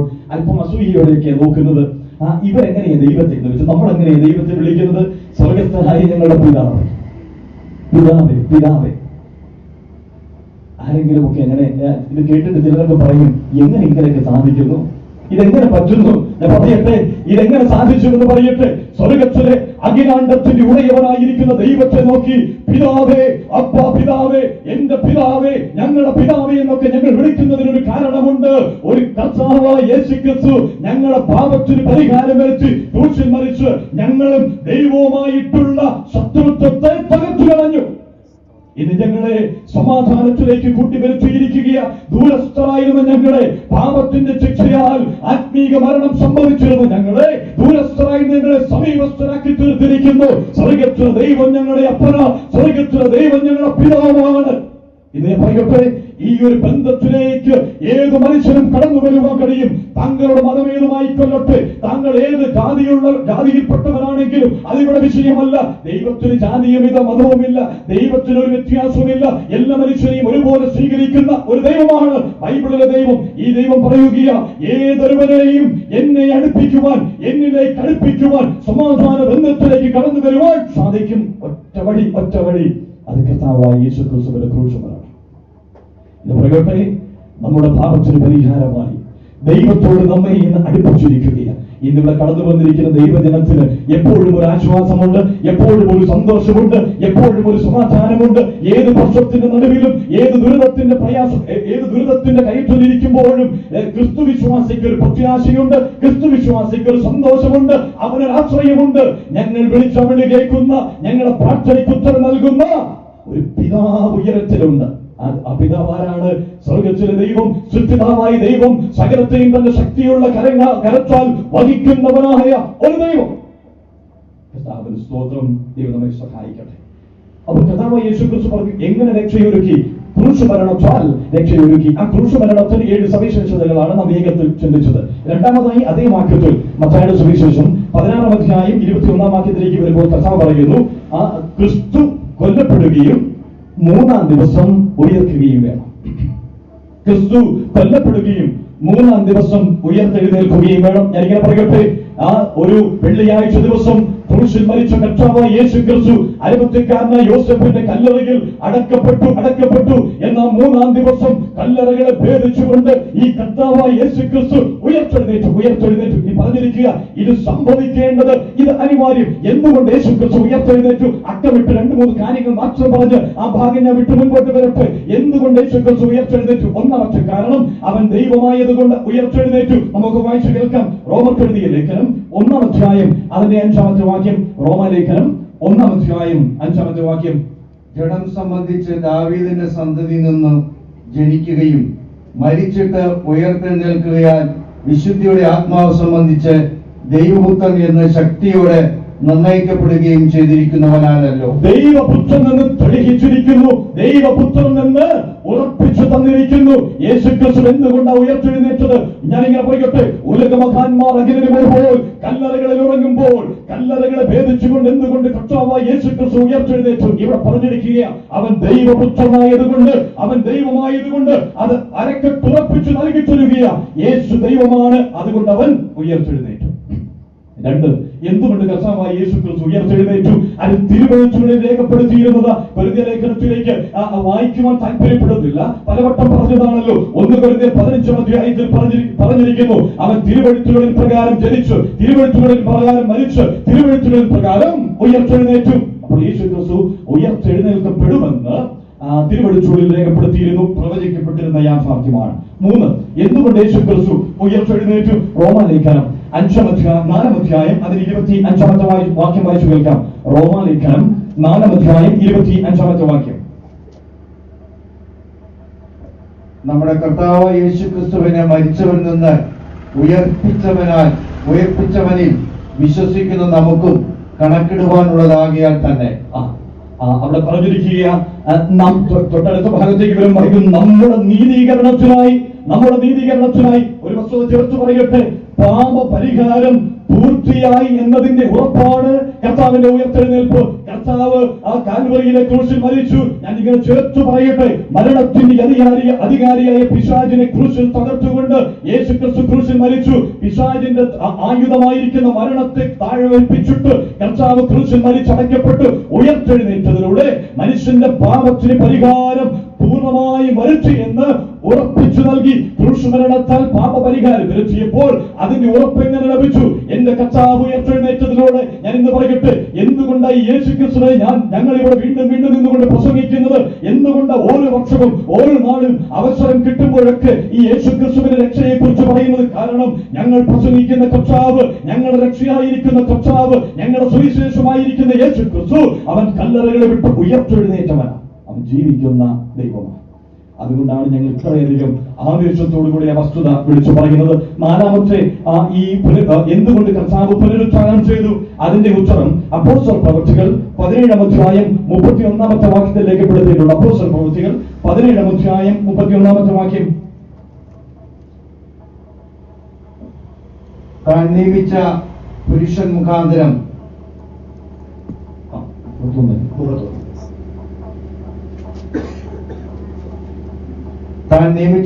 മുഖാന്തരം ലോകത്തെ നീതിയിൽ ന്യായം വിധിപ്പാൻ അവരൊരു ദിവസത്തെ നിശ്ചയിച്ചു. അവനെ മരിച്ചവരിൽ നിന്ന് ഉയർത്തെഴുന്നേൽപ്പിച്ചതിനാൽ എല്ലാവർക്കും അതിന്റെ ഉറപ്പ് നൽകിയിരിക്കുന്നു. ഇവിടെ കർത്താവ് യേശു ക്രിസ്തു അവൻ പുനരുത്ഥാനം ചെയ്തതിനാൽ 4-ാമത്തെ ഒരു ഉറപ്പ് യേശു ക്രിസ്തുവിനെ പുനരുത്ഥാനത്താൽ പറഞ്ഞറിയിക്കുക എന്നറിയാമോ? മരണത്തിനപ്പുറം ഒരു ജീവിതമുണ്ട്, മരണത്തിനപ്പുറം ഒരു ജീവിതമുണ്ട്. ഇത് തെളിയിച്ച് ഉറപ്പിച്ചു നൽകിയിരിക്കുന്ന വ്യക്തിത്വമാണ് കർത്താവായ യേശു ക്രിസ്തു. അവന്റെ പുനരുത്ഥാനത്താൽ പെട്ടിരിക്കുന്ന ഒരു വസ്തുത, മരണത്തിനപ്പുറം ഒരു ജീവിതമുണ്ട്. ചില ആളുകളൊക്കെ മരണത്തെക്കുറിച്ച് കേൾക്കാൻ താല്പര്യമില്ല. മരണാനന്തര ജീവിതം എന്ന് പറഞ്ഞാൽ തന്നെ നെറ്റുചുളുക്കും. ചില ആളുകൾ ഈ ഭാവി കാര്യങ്ങളെ കുറിച്ച് പറയുമ്പോൾ തന്നെ നെറ്റുചുളുക്കുന്നവരാണ്. അവർ പറയുന്നത്, ഭാവിയെ കുറിച്ചൊന്നും ഞങ്ങൾക്ക് പറയേണ്ട, ഞങ്ങൾ മരണത്തിനപ്പുറം ഒരു ജീവിതമുണ്ടെന്ന് വിശ്വസിക്കുന്നില്ല, സ്വർഗമില്ല, നരകമില്ല, അങ്ങനെയൊന്നുമില്ല എന്ന് അവഗണിച്ച് മുൻപോട്ട് പോകുന്ന അനേക ആളുകളുണ്ട്. എന്നാൽ യേശു ക്രിസ്തു ഈ ലോകത്തോട് വിളിച്ചു പറയിക്കുക, ദേശത്തോട് വിളിച്ചു പറയിക്കുക, യേശു ക്രിസ്തുവിനെ പുനരുത്ഥാനത്താൽ ഉറപ്പിച്ചു തന്ന ഒരു യാഥാർത്ഥ്യമുണ്ട്. മരണത്തിനപ്പുറം ഒരു ജീവിതമുണ്ട്. രണ്ട് സ്ഥലമാണുള്ളത്, ഒന്ന് സ്വർഗം, മറ്റൊന്ന് നരകം. കർത്താവ് പറഞ്ഞു രണ്ട് സ്ഥലമേ ഉള്ളൂ, ഒന്ന് സ്വർഗം, ഒന്ന് നരകം. ഇന്ന് ദേശമേ ശ്രദ്ധിച്ചു കേൾക്കണമേ, മരണത്തിനപ്പുറം ഒരു ജീവിതമുണ്ട്. ഇന്ന് ആരെങ്കിലും ഇവിടെ നിന്നുകൊണ്ട് മനസ്സ് ചിന്തിക്കുന്നുണ്ടോ? അങ്ങനെയൊന്നുമില്ലെന്ന് ഇവരിങ്ങനെ പറഞ്ഞു മുൻപോട്ട് പോകുന്നത്. എന്തെങ്കിലുമൊക്കെ പറയണമോ? അങ്ങനെയല്ല. എന്തെങ്കിലുമൊക്കെ പറയണമെന്ന് വെച്ചുകൊണ്ട് ഞങ്ങൾ പറയുകയല്ല. യേശു കർത്താവ് ഉറപ്പിച്ചു നൽകിയിരിക്കുന്ന യാഥാർത്ഥ്യമാണ്. അവൻ പുനരുത്ഥാനം ചെയ്തതിനാൽ മരണത്തിനപ്പുറം ഒരു ജീവിതമുണ്ട്. അതുകൊണ്ട് ഫിലിപ്പിലേഖനം 3-ാം അധ്യായം 20-ാമത്തെ വാക്യത്തിൽ പൗലോസ് പറയുന്നുണ്ട്, നമ്മുടെ പൗരത്വമോ സ്വർഗ്ഗത്തിലാകുന്നു. ഇങ്ങനെ ചേർത്ത് പറയിട്ട് രക്ഷിക്കപ്പെട്ട ദൈവമക്കൾക്ക് ഒന്നിച്ചു പറയാം, നമ്മുടെ പൗരത്വമോ അത് സ്വർഗ്ഗത്തിലാകുന്നു. കർത്താവിന് സ്തോത്രം. യേശു ക്രിസ്തുവിന്റെ കുരിശു മരണത്താൽ ഉയർപ്പിനാൽ ഇവിടെ രക്ഷ ഉറപ്പിച്ചു നൽകിയിരിക്കുകയാണ്. യേശു ക്രിസ്തുവിന്റെ കുരിശു മരണത്താൽ രക്ഷയൊരുക്കി, അത് പുനരുത്ഥാനത്തിനാൽ ഉറപ്പിച്ചു നൽകിയിരിക്കുന്നു. ഇനി രക്ഷിക്കപ്പെട്ട ദൈവവൈതലിന് ഒരു സ്വർഗമുണ്ട്. യേശു ക്രിസ്തുവിനെ സ്വന്തം രക്ഷിതാവായി സ്വീകരിച്ചിരിക്കുന്ന ഏതൊരു വ്യക്തിക്കും സ്വർഗമുണ്ട്. ഇത് കർത്താവ് നൽകിയിരിക്കുന്ന ഉറപ്പാണ്. രക്ഷയുണ്ട്. കഴിഞ്ഞ 2 രാത്രികളിലും ഇന്ന് ഇതുവരെയും നാം ചിന്തിച്ചുകൊണ്ടിരുന്നത് മനുഷ്യൻ പാപിയാണ്, പാപത്തിനൊരു പരിഹാരം സ്വർഗ്ഗത്തിലെ ദൈവം വരുത്തിയിട്ടുണ്ട്. കാൽവരിയിലെ കുരിശുമരണത്താൽ, യേശുക്രിസ്തുവിന്റെ കുരിശുമരണത്താൽ രക്ഷയൊരുക്കിയിരിക്കുന്നു. അത് തന്റെ പുനരുത്ഥാനത്താൽ ഉയർപ്പിനാൽ ഉറപ്പിച്ചു തന്നിരിക്കുന്നു. അങ്ങനെയെങ്കിൽ രക്ഷിക്കപ്പെടുവാൻ എന്ത് ചെയ്യണം? രക്ഷിക്കപ്പെടുവാൻ എന്ത് ചെയ്യണം? ഈ വരുന്ന ചില നിമിഷങ്ങളിൽ ആ വിഷയത്തിലേക്ക് കടക്കുവാനാണ് ഞാൻ താല്പര്യപ്പെടുന്നത്. പണ്ട് ഒരു വ്യക്തി തനൊരു രോഗം ബാധിച്ച് ഡോക്ടറെ കാണുവാൻ ഹോസ്പിറ്റലിൽ ചെന്നു. ആ ഡോക്ടർ ഇദ്ദേഹത്തെ പരിശോധിച്ചിട്ട് രോഗം എന്തെന്ന് മനസ്സിലാക്കിയിട്ട് കുറിപ്പ് എഴുതി കൊടുത്തു. ഇന്ന അസുഖമാണ് താങ്കൾക്ക്, അതുകൊണ്ട് ഈ മരുന്ന് നിങ്ങൾ ഉപയോഗിക്കണമെന്ന് പറഞ്ഞുകൊണ്ട് ഇത് ഒരു കുറിപ്പടിയിൽ എഴുതി വിട്ടു. ഗവൺമെന്റ് ആശുപത്രി ആയിരുന്നു, ഒത്തിരി സമയമൊന്നും എടുത്തില്ല. ഇരുന്ന പാടം മരുന്ന് പെട്ടെന്ന് പരിശോധിച്ച് പെട്ടെന്ന് എഴുതി വിട്ടു. അവിടെ ഒന്നും മരുന്ന് കിട്ടിയില്ല. അദ്ദേഹം തപ്പിപ്പിടിച്ചു പോയി ഒരിക്കലും ഒരു മെഡിക്കൽ സ്റ്റോറിൽ ചെന്നത് വാങ്ങിച്ചു വീട്ടിൽ കൊണ്ടുവന്നു. ചില ദിവസങ്ങൾ കഴിഞ്ഞ് കഴിഞ്ഞപ്പോൾ ഇദ്ദേഹത്തിന്റെ രോഗത്തിനൊരു വ്യത്യാസവുമില്ല. മടങ്ങി വീണ്ടും ഡോക്ടറുടെ അടുക്കലെത്തി. ഡോക്ടറോട് പറഞ്ഞു, ഡോക്ടറെ, എന്നെ പരിശോധിച്ചതല്ലേ, എന്റെ അസുഖത്തിന് ഒരു കുറവുമില്ല. ഇദ്ദേഹം പരിശോധിച്ചു പറഞ്ഞു, ശരിയാ, ഒരു കുറവുമില്ല. മരുന്ന് വാങ്ങിയില്ലേ? മരുന്ന് വാങ്ങി. മരുന്ന് എന്ത് ചെയ്യും? മരുന്ന് വീട്ടിൽ ഞാൻ സൂക്ഷിച്ചു വെച്ചിട്ടുണ്ട്. വളരെ ഭദ്രമായി ഞാൻ സൂക്ഷിച്ചു വെച്ചിട്ടുണ്ട്. ഡോക്ടർ പറഞ്ഞ മരുന്നൊക്കെ ഞാൻ ഓടി നടന്ന് മേടിച്ചു വെച്ചിട്ടുണ്ട്. കഴിച്ചോ? കഴിച്ചില്ല. ഇതിനകത്ത് പറയട്ടെ, ഈ പ്രസംഗം കേട്ട പല ആളുകൾ എന്നെ കേൾക്കുന്നുണ്ട്. കഴിഞ്ഞ വർഷം കേട്ടവരുണ്ട്, ദീർഘവർഷങ്ങളായി വീണ്ടും കേട്ടുകൊണ്ടിരിക്കുന്നവരുണ്ട്. ചിലർ പറയും, നല്ല പ്രസംഗമാകട്ടോ, നിങ്ങൾ പറയുന്ന കാര്യമൊക്കെ ഞങ്ങൾക്ക് നന്നായിട്ട് അറിയാം. ചിലർക്ക് വീട്ടിലേക്ക് വരുമ്പോൾ കയറിയിരിക്കെ നിങ്ങളൊന്ന് പ്രാർത്ഥിച്ചാൽ മതി, നിങ്ങൾ പറയുന്ന വിഷയം മുഴുവൻ ഞങ്ങൾക്കറിയാം. പാപത്തെ കുറിച്ചല്ലേ, പാപപരിഹാരത്തെ കുറിച്ചല്ലേ, യേശു ക്രിസ്തു മരിച്ചു എന്നുള്ളതല്ലേ, ക്രിസ്ത്യാനികളുടെ ആരാധന സഭയുടെ പ്രസംഗമൊക്കെ ഞങ്ങൾക്കറിയാമെന്ന് ഞാൻ ഇങ്ങനെ പറയട്ടെ. നിനക്ക് ദാഹിക്കുന്നുണ്ട് എന്ന് അറിഞ്ഞിട്ട് കാര്യമില്ല. വെള്ളം എടുത്തു വെച്ചിട്ട് വെള്ളത്തിന്റെ ഗുണവിശേഷങ്ങൾ പറഞ്ഞിട്ട് കാര്യമില്ല. അത് കുടിക്കാത്തിടത്തോളം നിന്റെ വിശപ്പും നിന്റെ ദാഹവും മാറുകയില്ല. ഇന്ന് പറയട്ടെ, മരുന്ന് നിന്റെ കയ്യിലുണ്ട്, മരുന്ന് നീ നെഞ്ചത്ത് വെച്ചുകൊണ്ട് നടക്കുകയാണ്, മരുന്ന് നിന്റെ തലയിൽ ഇരിപ്പുണ്ട്. കാര്യമില്ല, നന്നായി അറിയാമെന്ന് പറഞ്ഞിട്ടും കാര്യമില്ല. ഇത് ജീവിതത്തിലേക്ക് കടന്നു വരാതെ, ഈ മരുന്ന് നിന്റെ ജീവിതത്തിൽ ഉപയോഗിക്കാതെ, ഈ യേശുക്രിസ്തുവിനെ ജീവിതത്തിലേക്ക് കൈക്കൊള്ളാതെ ഈ കേട്ടത് കൊണ്ടൊന്നും വലിയ കാര്യമില്ല. കേൾക്കുന്നതൊക്കെ നല്ലതാണ്. എന്നാൽ ഇത് അംഗീകരിക്കാത്തടത്തോളം, ഇത് ജീവിതത്തിലേക്ക് കൊണ്ടുവരാത്തടത്തോളം പ്രയോജനം ഉണ്ടാവുന്നില്ല. ഇനി എങ്ങനെ രക്ഷിക്കപ്പെടണം? മത്തായിയുടെ സുവിശേഷം നാം വായിച്ചു വരുന്ന വേദഭാഗത്ത് 16-ാം അധ്യായം 24-ാമത്തെ വാക്യത്തിലേക്ക് കടന്നു വരാം. വേഗത്തിൽ വായിക്കണം മത്തായിയുടെ സുവിശേഷം. ഞാൻ ഒത്തിരി വായിച്ച് ബുദ്ധിമുട്ടിക്കുന്നുണ്ട്, എനിക്കറിയാം. ഇന്നൊരു ദിവസം കൂടിയല്ലേ ഉള്ളൂ. മത്തായിയുടെ സുവിശേഷം 16-ാം അധ്യായം 24-ാമത്തെ വാക്യം. പിന്നെ യേശു ശിഷ്യന്മാരോട് പറഞ്ഞത്, ഒരുത്തൻ എന്റെ പിന്നാലെ വരുവാൻ ഇച്ഛിച്ചാൽ തന്നെത്താൻ ത്യജിച്ച് തന്റെ ക്രൂശെടുത്ത് എന്നെ അനുഗമിക്കട്ടെ. ഇവിടെ കർത്താവായ യേശു ക്രിസ്തു ഒരു വലിയ പ്രഖ്യാപനം നടത്തുകയാണ്. എന്നെ അനുഗമിക്കുവാൻ ഒരുവൻ തീരുമാനിച്ചാൽ, ഒരുവൻ എന്റെ പിന്നാലെ വരുവാൻ ഇച്ഛിച്ചാൽ അവൻ ചെയ്യേണ്ടുന്ന കാര്യം എന്താണ്? തന്നെത്താൻ ത്യജിച്ച് എന്നെ അനുഗമിക്കണം. തന്നെത്താൻ ത്യജിച്ച് എന്നെ അനുഗമിക്കണം. ഈ വാക്കിന്റെ മറ്റു ചില ആശയങ്ങൾ ഇവിടെ കടന്നു വന്ന് പ്രാർത്ഥിക്കുവാൻ കടന്നു വന്ന ദൈവദാസൻ പറഞ്ഞു. ഇവിടുത്തെ ദൈവദാസൻ അത് അറിയിക്കുകയുണ്ടായി. തന്നെത്താൻ ത്യജിച്ച് യേശു ക്രിസ്തുവിനെ അനുഗമിക്കണം. മറ്റു രണ്ട് പരിചിതമായിരിക്കുന്ന വാക്കുകൾ ഞാൻ ഇങ്ങനെ പറയട്ടെ. ഒരുവൻ മാനസാന്തരപ്പെട്ട് സുവിശേഷത്തിൽ വിശ്വസിക്കണം. ഒരുവൻ മാനസാന്തരപ്പെട്ട് തന്നെത്താൻ ത്യജിച്ച്, അതില്ലാതെ നടക്കുകയില്ല കേട്ടോ. തന്നെത്താൻ ത്യജിച്ച് സുവിശേഷത്തിൽ വിശ്വസിക്കണം, യേശു ക്രിസ്തുവിൽ വിശ്വസിക്കണം, യേശു ക്രിസ്തുവിനെ അനുഗമിക്കണം. നീ ആയിരിക്കുന്ന ഇരിപ്പിൽ നിന്നുകൊണ്ട് വിശ്വസിക്കാനൊക്കെ പറയുമ്പോൾ അർത്ഥമാക്കുന്നത് എന്താണെന്നറിയാമോ? നീ തന്നെത്താൻ ത്യജിച്ച് മാനസാന്തരം വളരെ ആവശ്യമാണ്. മാനസാന്തരപ്പെട്ട് കർത്താവിൽ വിശ്വസിക്കണം. അപ്പോൾ ചിലരൊക്കെ ചിന്തിക്കും, എന്താ ഈ മാനസാന്തരം? ഇവരെപ്പോഴും പ്രസംഗിക്കാറുണ്ട്, മാനസാന്തര പ്രസംഗം. ആ പ്രിയ ദൈവദാസൻ ഇവിടെ നിന്നുകൊണ്ട് വാക്കുകളിലൂടെ പറയുകയുണ്ടായി. ആ പശ്ചാത്തപിക്കുന്നതിനെ കുറിച്ച്, ആ കുറ്റബോധം ഉണ്ടാകുന്നതിനെ കുറിച്ച് ലളിതമായിരിക്കുന്ന ചില വാക്കുകൾ. എന്നാൽ കേവലം കുറ്റബോധം ഉണ്ടായിട്ട് കാര്യമില്ല. ഞാൻ പറയട്ടെ, ഏത് കേസിൽപ്പെട്ട് ഒരു പ്രതി പിടിക്കപ്പെടുമ്പോഴും അവനൊരു ശിക്ഷയുണ്ട്. അവന് ആ ശിക്ഷയെ കുറിച്ച് ബോധ്യം വരുമ്പോൾ ഒരു കുറ്റബോധം ഉണ്ടാകുക ഒരു കാര്യവും ഇല്ല. അതെന്തുകൊണ്ടുള്ള കുറ്റബോധമാണ്? അവൻ കുറ്റം ചെയ്തതിന്റെ കുറ്റബോധമല്ല, അവൻ പിടിക്കപ്പെട്ടതിന്റെ കുറ്റബോധമാണ്. പിടിക്കപ്പെടുമ്പോഴാണ് പലർക്കും കുറ്റബോധം ഉണ്ടാകുന്നത്. ഇതിനർത്ഥയിൽ ആനത്തുദേശത്തോട് പറയട്ടെ, എല്ലാ മനുഷ്യരും, ലോകത്തുള്ള സകല മനുഷ്യരും, ആനത്തുകാർക്ക് പ്രത്യേകതയൊന്നുമില്ല. എല്ലാ മനുഷ്യരിൽ ആനത്തുര ദേശവും പെടുന്നു. എല്ലാ മനുഷ്യരും പാപികളായിരിക്കുമ്പോൾ പാപത്തിനൊരു ശിക്ഷയുണ്ട്. ശിക്ഷയുണ്ട് എന്നത് അവിടെ യാഥാർത്ഥ്യമായിരിക്കെ തിരിച്ചറിയണം. മനുഷ്യൻ പാപിയാണ്, അവനൊരു കുറ്റബോധം, പശ്ചാത്താപം ആവശ്യമാണ്. എന്നാൽ വചനം ചേർത്ത് പറയുന്നു, മാനസാന്തരപ്പെടണം. എന്താ ഈ മാനസാന്തരപ്പെടുക? ഒറ്റ വാക്കിൽ പറഞ്ഞാൽ നമ്മുടെ വണ്ടിയൊക്കെ യൂടേൺ എടുക്കുമല്ലോ. വണ്ടി ഓടിച്ചിങ്ങനെ പോകുമ്പോൾ വഴി തെറ്റിപ്പോയി, അയ്യോ ഈ വഴിയല്ലായിരുന്നു വരേണ്ടത്, അവിടെ നിർത്തി നേരെ വട്ടത്തിൽ തിരികെ പോകുക. ഇതിനെ മാനസാന്തരം എന്ന് പറയുന്നത്. ഇനി ബൈബിളിലെ മാനസാന്തരം എന്താ നിങ്ങൾ ശ്രദ്ധിച്ചു കേൾക്കാമേ. നമുക്കൊരു വാക്യം വായിച്ചു കേൾക്കാം. അപ്പോസ്തല പ്രവൃത്തി 26-ാം അധ്യായം 20-ാമത്തെ വാക്യം വേഗത്തിൽ വായിച്ചോട്ടെ. അപ്പോസ്തല പ്രവൃത്തി 26-ാം അധ്യായം അതിന് 20-ാമത്തെ വാക്യം. ആദ്യം ദമസ്കോസിലും യെരുശലേമിലും യഹൂദ്യ ദേശത്തെങ്ങും ഉള്ളവരോടും പിന്നെ ജാതികളോടും മാനസാന്തരപ്പെട്ട് ദൈവത്തെങ്കിലേക്ക് തിരിഞ്ഞ് മതി. മാനസാന്തരപ്പെട്ട് തിരിയണം. ഇനി ഒരു വാക്ക് അവിടെ ചേർത്ത് പറഞ്ഞിട്ടുണ്ട്. എങ്ങോട്ട് തിരിയണം? ചില ആളുകളുണ്ട് മദ്യപാനം നിർത്തി കേട്ടോ, മദ്യപാനം നിർത്തി. ഇനി മുതൽ എന്താ? കഞ്ചാവ് അങ്ങനെയൊക്കെയുള്ള ആളുകളുണ്ട്. മദ്യപാനമാണ് ഇത്ര നാളും, കുറെ നാൾ മുമ്പ് നേരെ തിരിച്ചാൽ പണ്ടൊക്കെ കള്ള് ഷാപ്പില. ഈ കുടിയൊന്ന് നിർത്തിയാൽ മതി, ഷാപ്പിലെ കുടി പലരുടെ കണ്ണൊക്കെ അടിച്ചു പോയി. അപ്പൊ ഭാര്യയുടെ സങ്കടം ഇതാ, ഈ കുടിയൊന്ന് ഷാപ്പിലെ കുടിയൊന്ന് നിർത്തിയാൽ മതി. ഇദ്ദേഹം കുടി നിർത്തി നേരെ ബിവറേജിലേക്ക് പോകാൻ തുടങ്ങി. പണ്ട് വീട് വലിയായിരുന്നു, അതിൽ നിന്ന് തിരിഞ്ഞു. എങ്ങോട്ടാ തിരിഞ്ഞത്? സിഗരറ്റ് വലിയിലേക്ക് തിരിഞ്ഞു. പണ്ട് 100 സിഗരറ്റ് വലിക്കുന്നിടത്ത് ഇപ്പൊ ആഴ്ച 10 ഉള്ളൂ. ഇതാണ് ഇവരുടെ കുറച്ചിൽ, അല്ലെങ്കിൽ ഈ തിരിച്ചു വരിക എന്ന് പറയുന്നത്. അങ്ങനെ ഒരു തിരിച്ചുവരവല്ല ഇവിടെ പറയുക. എങ്ങോട്ടാ ഒരു മനുഷ്യൻ തിരിയേണ്ടത്? അവൻ ഈ ലോകത്തിലേക്ക് തിരിഞ്ഞിട്ട് കാര്യമില്ല, മതത്തിലേക്ക് തിരിഞ്ഞിട്ട് കാര്യമില്ല, സാംസ്കാരിക മേഖലയിലേക്ക് തിരിഞ്ഞിട്ട് കാര്യമില്ല, വിദ്യാഭ്യാസം നേടിയെടുത്തിട്ട് കാര്യമില്ല. മനുഷ്യന്റെ പാപമോചനത്തിന് വേണ്ടി അവൻ മാനസാന്തരപ്പെടണം. എങ്ങോട്ട് തിരിയണം? അവൻ ദൈവത്തിങ്കിലേക്ക് തിരിയണം. ഇന്ന് പറയട്ടെ, മനുഷ്യൻ തെറ്റിപ്പോയിരിക്കുന്നത് ദൈവത്തിങ്കിൽ നിന്നായതുകൊണ്ട് അവൻ തിരിഞ്ഞു ചൊല്ലേണ്ടത് ദൈവത്തിന്റെ അരികത്തേക്കാണ്. അതുകൊണ്ട് പറയുക, ഒരുവൻ മാനസാന്തരപ്പെടുക എന്ന് വെച്ചാൽ അവൻ ദൈവത്തിങ്കിലേക്ക് തിരിയുക. ആലത്തൂർ ദേശമേ കേട്ടുകൊള്ളുക. നിങ്ങൾ എങ്ങോട്ടാ തിരിയുന്നത്? മതത്തിലേക്ക് തിരിഞ്ഞിട്ട് കാര്യമില്ല, പള്ളിയിലേക്ക് ഓടിയിട്ട് കാര്യമില്ല, പാട്ടുപാടിയതുകൊണ്ട് കാര്യമില്ല. നിങ്ങൾ നിങ്ങളെ കാണുന്ന അറിയുന്ന സത്യ ദൈവത്തിങ്കിലേക്ക് തിരിയണം. ഇനി ആരാ തിരിയേണ്ടത്? എല്ലാവരും തിരിയണം. വാക്യം വായിക്കുന്നില്ല. 2 പത്രോസിന്റെ 2-ാം ലേഖനം 3-ാം അധ്യായം 9-ാം വാക്യത്തിൽ പറഞ്ഞിരിക്കുന്നു, എല്ലാവരും മാനസാന്തരപ്പെടണം.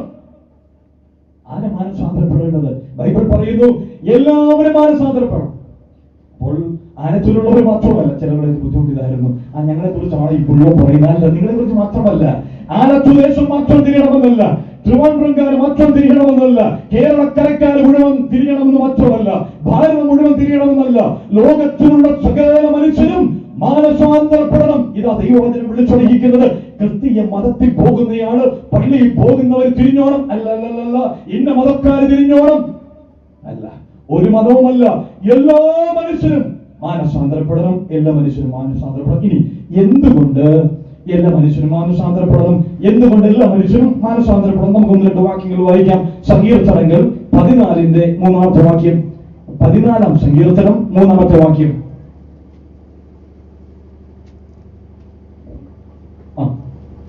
എല്ലാവരും വഴിതെറ്റി ഒരുപോലെ കൊള്ളരാത്തവരായി തീർന്നു. എല്ലാവരും വഴിതെറ്റി. അപ്പൊ ഇവിടെ പ്രശ്നം പറഞ്ഞിരിക്കുക, എല്ലാവരും വഴിതെറ്റി പോയിരിക്കുക. അതുകൊണ്ട് എല്ലാവരും മാനസാന്തരപ്പെടണം. തുടർന്ന് വായിച്ചാട്ടെ. നന്മ ചെയ്യുന്നവരില്ല ഒരുത്തൻ പോലുമില്ല. ആലത്തുദേശമേ കേൾക്കണമേ, നന്മ ചെയ്യുന്നവരില്ല, ഒരുത്തൻ പോലുമില്ല. കുറച്ചുകൂടെ വ്യക്തമായി പറഞ്ഞാൽ വിശുദ്ധനായി ഒരുത്തൻ പോലുമില്ല. പറയുക, എല്ലാവരും തെറ്റിപ്പോയിരിക്കുന്നു.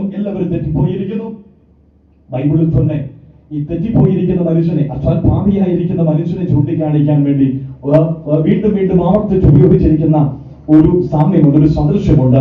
അത് യെശയ്യാവിന്റെ പുസ്തകം 53-ാം അധ്യായം 6-ാം വാക്യമാണ്. ആ 53-ന്റെ 6 അവിടെ വളരെ പരിചിതമാണ്. എല്ലാവരും ആടുകളെ പോലെ തെറ്റിപ്പോയിരിക്കുന്നു. എല്ലാവരും പൂച്ചകളെ പോലെ തെറ്റിപ്പോയിരിക്കുന്നു എന്നല്ല, നായയെ പോലെ തെറ്റിപ്പോയിരിക്കുന്നു എന്നല്ല, കഴുതയെ പോലെ തെറ്റിപ്പോയിരിക്കുന്നു എന്നല്ല.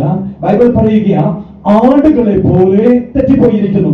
എന്താ പൂച്ചയെ പോലെ എന്ന് പറയാത്തത്? നമുക്കൊക്കെ അതിന് ഉത്തരവ് പറയാം. എന്താ? നമ്മുടെ വീട്ടിലൊരു പൂച്ചയുണ്ടെങ്കിൽ എന്ന് വെച്ചാൽ ഒത്തിരി ശല്യം ഉണ്ടാക്കുന്നു എന്ന് മനസ്സിലാക്കിയാൽ എന്താ ചെയ്യുന്നത്? ചാക്കിലൊക്കെ കെട്ടി, ചില ആളുകൾ എല്ലാവരും മുന്നിൽ കാണിക്കുകയില്ല, ചാക്കിലൊക്കെ കെട്ടി ദൂര സ്ഥലത്ത് വണ്ടിയെ കൊണ്ടുവിടും. സന്തോഷ് വീട്ടിൽ വന്ന് ഇന്ന് നമുക്കൊരു ചായ ഇട്ടൊക്കെ കുടിക്കാമെന്ന് പ്രത്യേക പലഹാരമൊക്കെ മേടിച്ചുകൊണ്ടാണ് വരുന്നത്. പിറ്റേ ദിവസം രാവിലെ എഴുന്നേറ്റ് വാതിൽ തുറക്കുമ്പോൾ ഈ പൂച്ചയുടെ ശബ്ദം, എവിടെയാണ് കൊണ്ട് വിട്ടത്? നേരെ തിരിച്ചു വന്നു. നായെ കൊണ്ട് വിടുന്നവർക്കറിയാം, അങ്ങനെ പലയിടത്തും കൊണ്ട് വിട്ട ചരിത്രമുണ്ടല്ലോ. പിറ്റേ ദിവസം തിരിച്ചു വരും. ഇനി ഇത് കാണാതെ പോയെന്നിരിക്കട്ടെ, എവിടെയോ ഇത് വഴി തെറ്റിപ്പോയി തിരിച്ചെങ്ങനെയെങ്കിലും ഒക്കെ വരും. ഇതിന്റെ പ്രത്യേകതയ, ഇനി തിരിച്ചു വരാത്ത ഒറ്റ മൃഗമേ ഉള്ളൂ, തിരിച്ചു വരാൻ സാധ്യതയില്ലാത്ത ഒന്നേ ഉള്ളൂ. ആട്.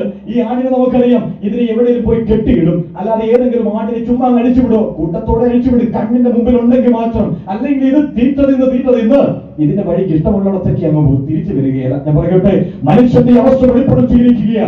തിരികെ വരുവാൻ യാതൊരു സാധ്യതയും മനുഷ്യനില്ല. അവൻ പാപത്തിൽ ആസ്വദിച്ച് പാപം തിന്ന് പാപത്തിൽ ജീവിച്ച് ഇവൻ മുന്നിലേക്ക് പൊയ്ക്കൊണ്ടിരിക്കുകയാണ്. തിരികെ വരുവാൻ അറിയത്തില്ല. ഇങ്ങനെ ചർച്ച പറയട്ടെ, തിരികെ വരുവാൻ സ്വയമായി അവന് സാധിക്കുന്നില്ല. പാപത്തിന് പരിഹാരം വരുത്തുവാൻ ഇവന് സ്വയമായി സാധിക്കുന്നില്ലെന്നേ ഇവിടെ പറയുക. എല്ലാവരും ഒരുപോലെ തെറ്റിപ്പോയിരിക്കുന്നു. ഇന്ന് രാത്രി പറയട്ടെ, എന്തുകൊണ്ട് സഭ ഈ യോഗം ഇവിടെ ക്രമീകരിച്ചിരിക്കുന്നത്? ഇവര് കാശൊക്കെ മുടക്കി ഇത്രയും സജ്ജീകരണങ്ങൾക്ക് വരുത്തി ഇത്രയും സഹോദരന്മാർ പ്രയത്നിച്ചുകൊണ്ട് എന്തിനാ നിൽക്കുന്നത് അറിയാമോ? ഈ ദേശം തിരിച്ചറിയണം. ആടുകളെ പോലെ തെറ്റിപ്പോയിരിക്കുന്ന പാപികളായ ഈ ദേശത്താരെങ്കിലും ഞങ്ങളെ കേൾക്കുന്നുവെങ്കിൽ ഇന്ന് രാത്രി തിരിച്ചു വരുവാൻ ഒരു വഴിയുണ്ട്. ഈ ദൈവത്തിന്റെ അരികത്തേക്ക് താങ്കൾക്ക് തിരികെ വരാം. അപ്പൊ എല്ലാ മനുഷ്യരും ഒരുപോലെ തെറ്റിപ്പോയി. ഇനി എങ്ങനെയെല്ലാം തെറ്റിപ്പോയി? ചിലരൊക്കെ പറയുന്നത് ദൈവത്തെ തന്നെ വേണ്ട എന്ന് വെച്ചിരിക്കുന്നവർ. അത് നാം പ്രാരംഭരാത്രിയിൽ ചിന്തിച്ചതാ. നാസ്തികരായിരിക്കുന്നവർ അവർ പറയും ദൈവമൊന്നുമില്ലെന്ന്. നിങ്ങൾ ഈ പറയുന്ന ദൈവമൊന്നുമില്ല, ഈ സ്വർഗവുമില്ല, നരകവും, ഇതൊക്കെ നിങ്ങൾ ചിന്തയാവും. ഈ 21-ാം നൂറ്റാണ്ടിൽ ജീവിക്കുന്ന നിങ്ങൾ ദൈവത്തെ വിശ്വസിക്കുമോ എന്നൊക്കെ ചോദിക്കുന്ന ആളുകളുണ്ട്. എത്ര ചിന്തിച്ചത് കൊണ്ടാ ഇങ്ങനെ ഇവർ ചിന്തിക്കുന്നത്? തെറ്റായ നിലയിൽ ചിന്തിക്കുക. ദൈവത്തെ ഇവർക്ക് വേണ്ട. അതൊരു വശത്ത്. മറ്റൊരു തെറ്റിപ്പോയിരിക്കുന്ന കൂട്ടമുണ്ട്. എന്താണെന്നറിയാമോ? ദൈവത്തെ വേണം. ഇവർക്ക് വളരെ മതഭക്തർ. മതത്തിന്റെ കാര്യങ്ങളും ആത്മീയ കാര്യങ്ങളൊക്കെ പറയുമ്പോൾ പണം ചെലവഴിക്കാൻ തയ്യാറാണ്, കാര്യങ്ങളൊക്കെ വേണം. ഇവരോട് അടുത്ത് ചെന്ന് ചോദിക്കുമ്പോഴ എന്തിനാ ഇത് ചെയ്യുന്നേ? ഇതുകൊണ്ട് ഞങ്ങൾക്ക് മറ്റു പല ഗുണങ്ങളും ഉണ്ട്. ചില ആളുകളൊക്കെ ദൈവത്തിന്റെ ഇത് വെച്ചാൽ മതത്തിൽപ്പെട്ട കാര്യങ്ങളും പള്ളിയിലെ ശ്രേഷ്ഠന്മാരൊക്കെ ആയിരിക്കും. എന്തിനാ പള്ളിയോടൊക്കെ വളരെ പ്രേമമാ. എന്താ കാര്യമെന്നറിയാമോ? ചില കാര്യങ്ങളൊക്കെ ഇവർക്ക് ഇവിടെ നടത്തിയെടുക്കണം. ചില ആളുകൾക്ക് അമേരിക്കയ്ക്ക് വിസ കിട്ടുവാൻ ഭയങ്കര പ്രാർത്ഥനയാ. ചില ആളുകളൊക്കെ സഭയിലൊക്കെ വന്ന് പ്രാർത്ഥിക്കാൻ പറയും. എന്തിനാണെന്നറിയാമോ? ദൈവത്തോടുള്ള ഭയമോ ദൈവത്തെ വേണമോ എന്ന ചിന്തയൊന്നുമല്ല. ഇവർക്ക് എന്തിനാ ദൈവത്തെ വേണ്ടത്? ഇവർക്ക് വിസ കിട്ടാൻ, ജോലി കിട്ടാൻ, കല്യാണം നടക്കാൻ ഇതിനൊക്കെ വന്നു ചേരുന്ന ആളുകളുണ്ട്. ഒരു കാര്യവും ഇല്ല. നീ യഥാർത്ഥമായി മാനസാന്തരപ്പെട്ടിട്ടില്ലെങ്കിൽ ഒരു കാര്യമില്ല. ഇവിടെ വളരെ വ്യക്തമായി പറയുക, നീ ദൈവത്തെ വിളിച്ചുകൊണ്ട്. പണ്ടൊരിക്കൽ ഒരാളോട് ചോദിച്ചു, ദൈവത്തെ വേണമാമോനെ വേണം. തിരുവനന്തപുരത്ത് പറഞ്ഞിരിക്കില്ല, കർത്താവ് പറഞ്ഞു രണ്ടുപേരെയും ഒരേ സമയം സേവിക്കുവാൻ കഴിയുന്നതല്ല. ദൈവത്തെ വേണമാമോനെ വേണം. ഉത്തരപ്പെട്ടെന്ന് ദൈവത്തെ വേണം. നല്ല ഉത്തരവ്. ദൈവത്തെ വേണം. ആരെ വേണം? ദൈവത്തെ വേണം. സമ്പത്ത് വേണം. നമ്മൾ ദൈവത്തെ വേണം. എന്തിനാ ദൈവത്തെ? സമ്പത്ത് കിട്ടാൻ ദൈവത്തെ. ഇന്ന് അങ്ങനെയാ പല ആളുകളും. മാമോനെ കിട്ടാൻ ദൈവത്തെ വേണം. മാമോനെ എന്ന് വെച്ചാൽ എന്താ? ദൈവത്തിന് വേണ്ടി 100 കൊടുത്താൽ, ഞങ്ങളെ പള്ളിക്ക് 100 രൂപ കൊടുത്താൽ തിരിച്ചൊരു 1000 രൂപ എന്റെ പോക്കറ്റിൽ വരണം. എങ്ങനെ? എന്റെ കച്ചവടത്തിലൂടെ, എന്റെ ഭൗതിക കാര്യങ്ങളിലൂടെ സമ്പത്ത് തിരിച്ചു കിട്ടണം. ഇതിനു വേണ്ടി കൂടുന്ന പല ആളുകളുമുണ്ട്. ഒരു കാര്യവും ഇല്ല.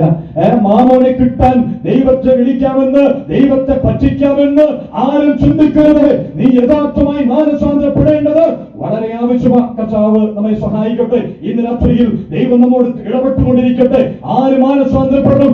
എല്ലാ മനുഷ്യരും മാനസാന്തരപ്പെടണം. എന്തുകൊണ്ട് മാനസാന്തരപ്പെടണം? എല്ലാ മനുഷ്യരും തെറ്റിപ്പോയിരിക്കുന്നത് കൊണ്ട് തിരികെ വരേണ്ടത് ആവശ്യമാണ്. എങ്ങോട്ട് വരണം?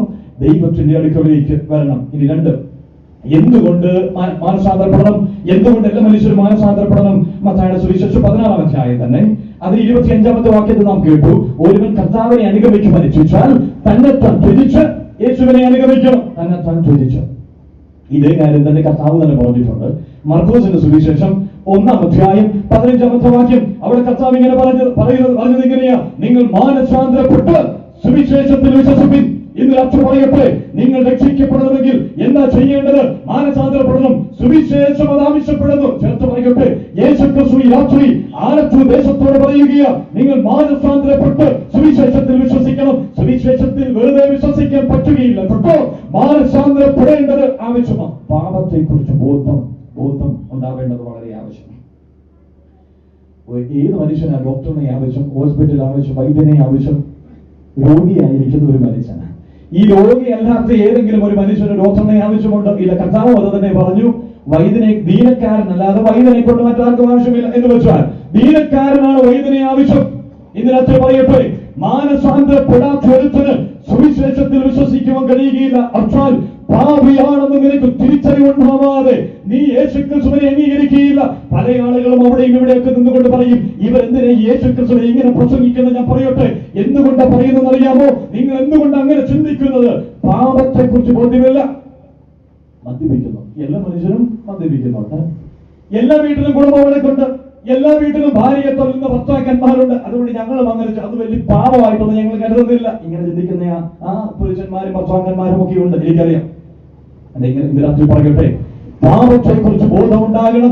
പാപത്തെ നീ തിരിച്ചറിയണം. നീ ഒരു പാപിയാണെന്ന് സമ്മതിക്കണം. ഈ 3 രാത്രി ഇവിടെ പ്രസംഗിപ്പിച്ചു കേട്ട ഒരു യാഥാർത്ഥ്യമുണ്ട്. മനുഷ്യൻ പാപിയ. ഇന്ന് രാത്രി എന്നെ കേൾക്കുന്ന പ്രിയ സ്നേഹിത, താങ്കൾ പാപിയെന്ന് സമ്മതിക്കണം. എങ്കിൽ മാത്രമേ ദൈവത്തിങ്കിലേക്ക് തിരിച്ചു വന്ന് സുവിശേഷത്തിൽ വിശ്വസിക്കുവാൻ കഴിയുകയുള്ളൂ.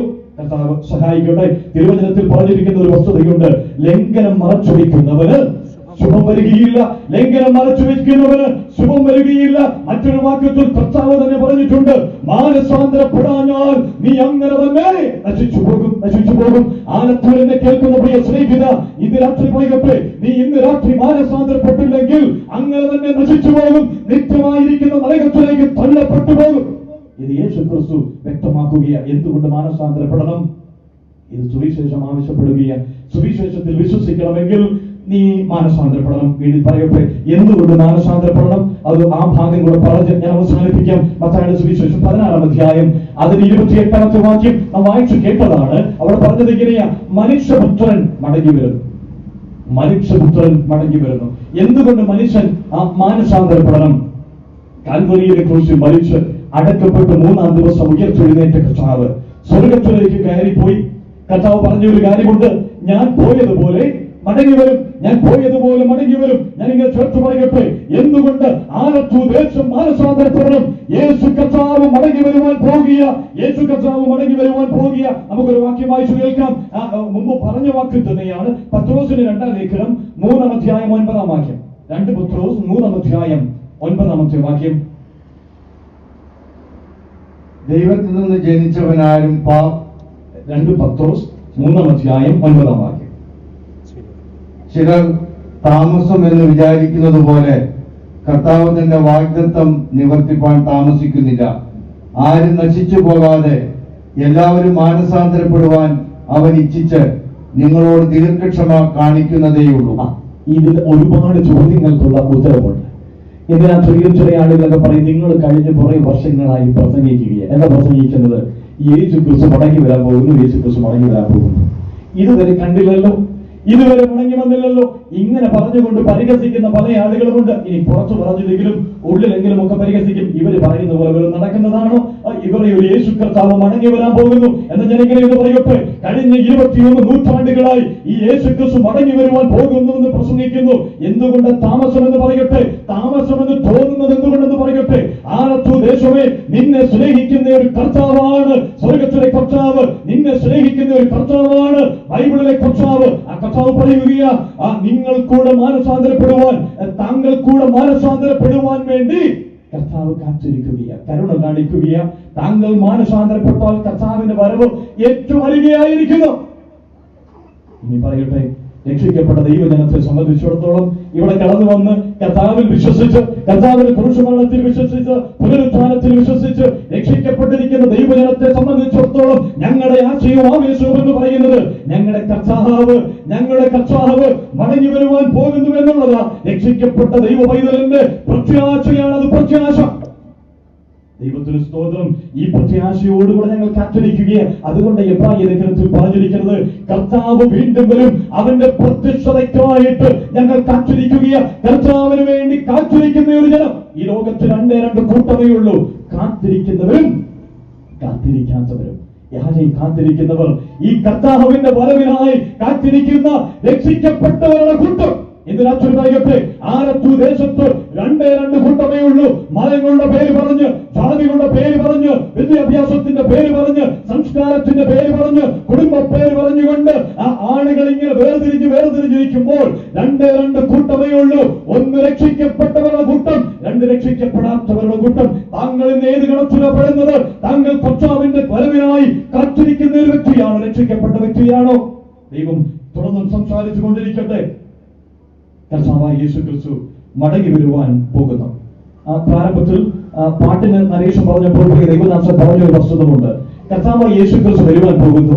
അതിന് രണ്ട് ഘട്ടങ്ങളുണ്ട്. ഞാനത് വളരെ ലളിതമായി വേഗത്തിൽ പറയട്ടെ. രണ്ട് ഘട്ടങ്ങൾ ശരിയാണ്. കർത്താവിന്റെ വീണ്ടും വരവിന് രണ്ട് ഘട്ടങ്ങളുണ്ട്. ഒന്നാമത്തെ ഘട്ടത്തെ വിളിച്ചിരിക്കുന്നത് മേഘ പ്രത്യക്ഷത എന്നാണ്. രണ്ടാമത്തെ വരവ് അതിനെക്കുറിച്ച് പറഞ്ഞിരിക്കുന്ന മഹത്വ പ്രത്യക്ഷത, മേഘ പ്രത്യക്ഷത, അത് കർത്താവ് സഭയ്ക്കായി രക്ഷിക്കപ്പെട്ടവർക്കായി വരുവാൻ പോകുന്നു. രണ്ടാമത്തെ വരവ് മഹത്വ പ്രത്യക്ഷത, അത് ഇസ്രായേലിനായി വരുവാൻ പോകുക.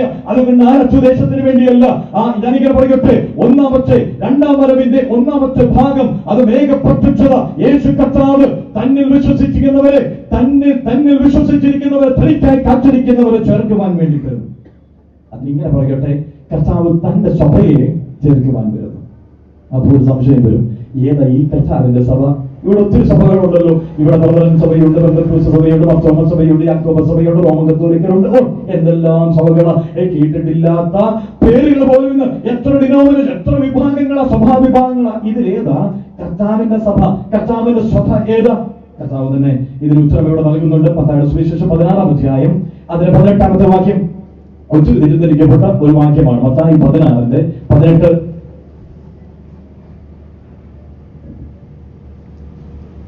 പത്രോസേ, നീ പത്രോസാകുന്നു, ഈ പാറമേൽ ഞാൻ എന്റെ സഭയെ പണിയും. മതി. കർത്താവ് പറയുക, നീ പത്രോസാകുന്നു. പക്ഷെ ചില ആളുകളൊക്കെ ഈ വാക്യം എങ്ങനെ പറയുന്നത് അറിയാമോ? പത്രോസേ, നീ പാറയാകുന്നു, ഈ പാറമേൽ ഞാൻ എന്റെ സഭയെ പണിയും. അങ്ങനെയാണ് ബൈബിളിൽ പറഞ്ഞിരിക്കുന്നത്. പല ആളുകളും അങ്ങനെയാ വായിക്കുകയും വ്യാഖ്യാനിക്കുകയും. ഇവർ വായിച്ചാൽ തന്നെ മനസ്സിൽ വരുന്നത് എന്താണെന്നറിയാമോ? പത്രോസ് നീ പാറയാകുന്നു. അങ്ങനെയാണോ? അല്ല. നീ പത്രോസാകുന്നു, ഈ പാറമേൽ ഞാൻ എന്റെ സഭയെ പണിയും. ഇന്ന് രാത്രി ശ്രദ്ധിച്ചു കേൾക്കണമേ. പല കൂട്ടം ആളുകളുണ്ട്. ചിലരൊക്കെ ചിന്തിക്കുന്നത് എന്താണെന്നറിയാമോ? പത്രോസിന്റെ മേല സഭ പണിതിരിക്കുന്നത്. അല്ലല്ല, പത്രോസിന്റെ മേലല്ല സഭ പണിതിരിക്കുന്നത്. ഇവിടെ കർത്താവ് പറയുന്ന വാക്കുകൾ ശ്രദ്ധിക്കണം. നീ പത്രോസാകുന്നു. ഈ പത്രോസ് എന്ന വാക്കിന്റെ അർത്ഥം പാറ കഷണം എന്നാണ്. പത്രോസ് എന്ന വാക്കിന്റെ അർത്ഥം പാറ കഷണം.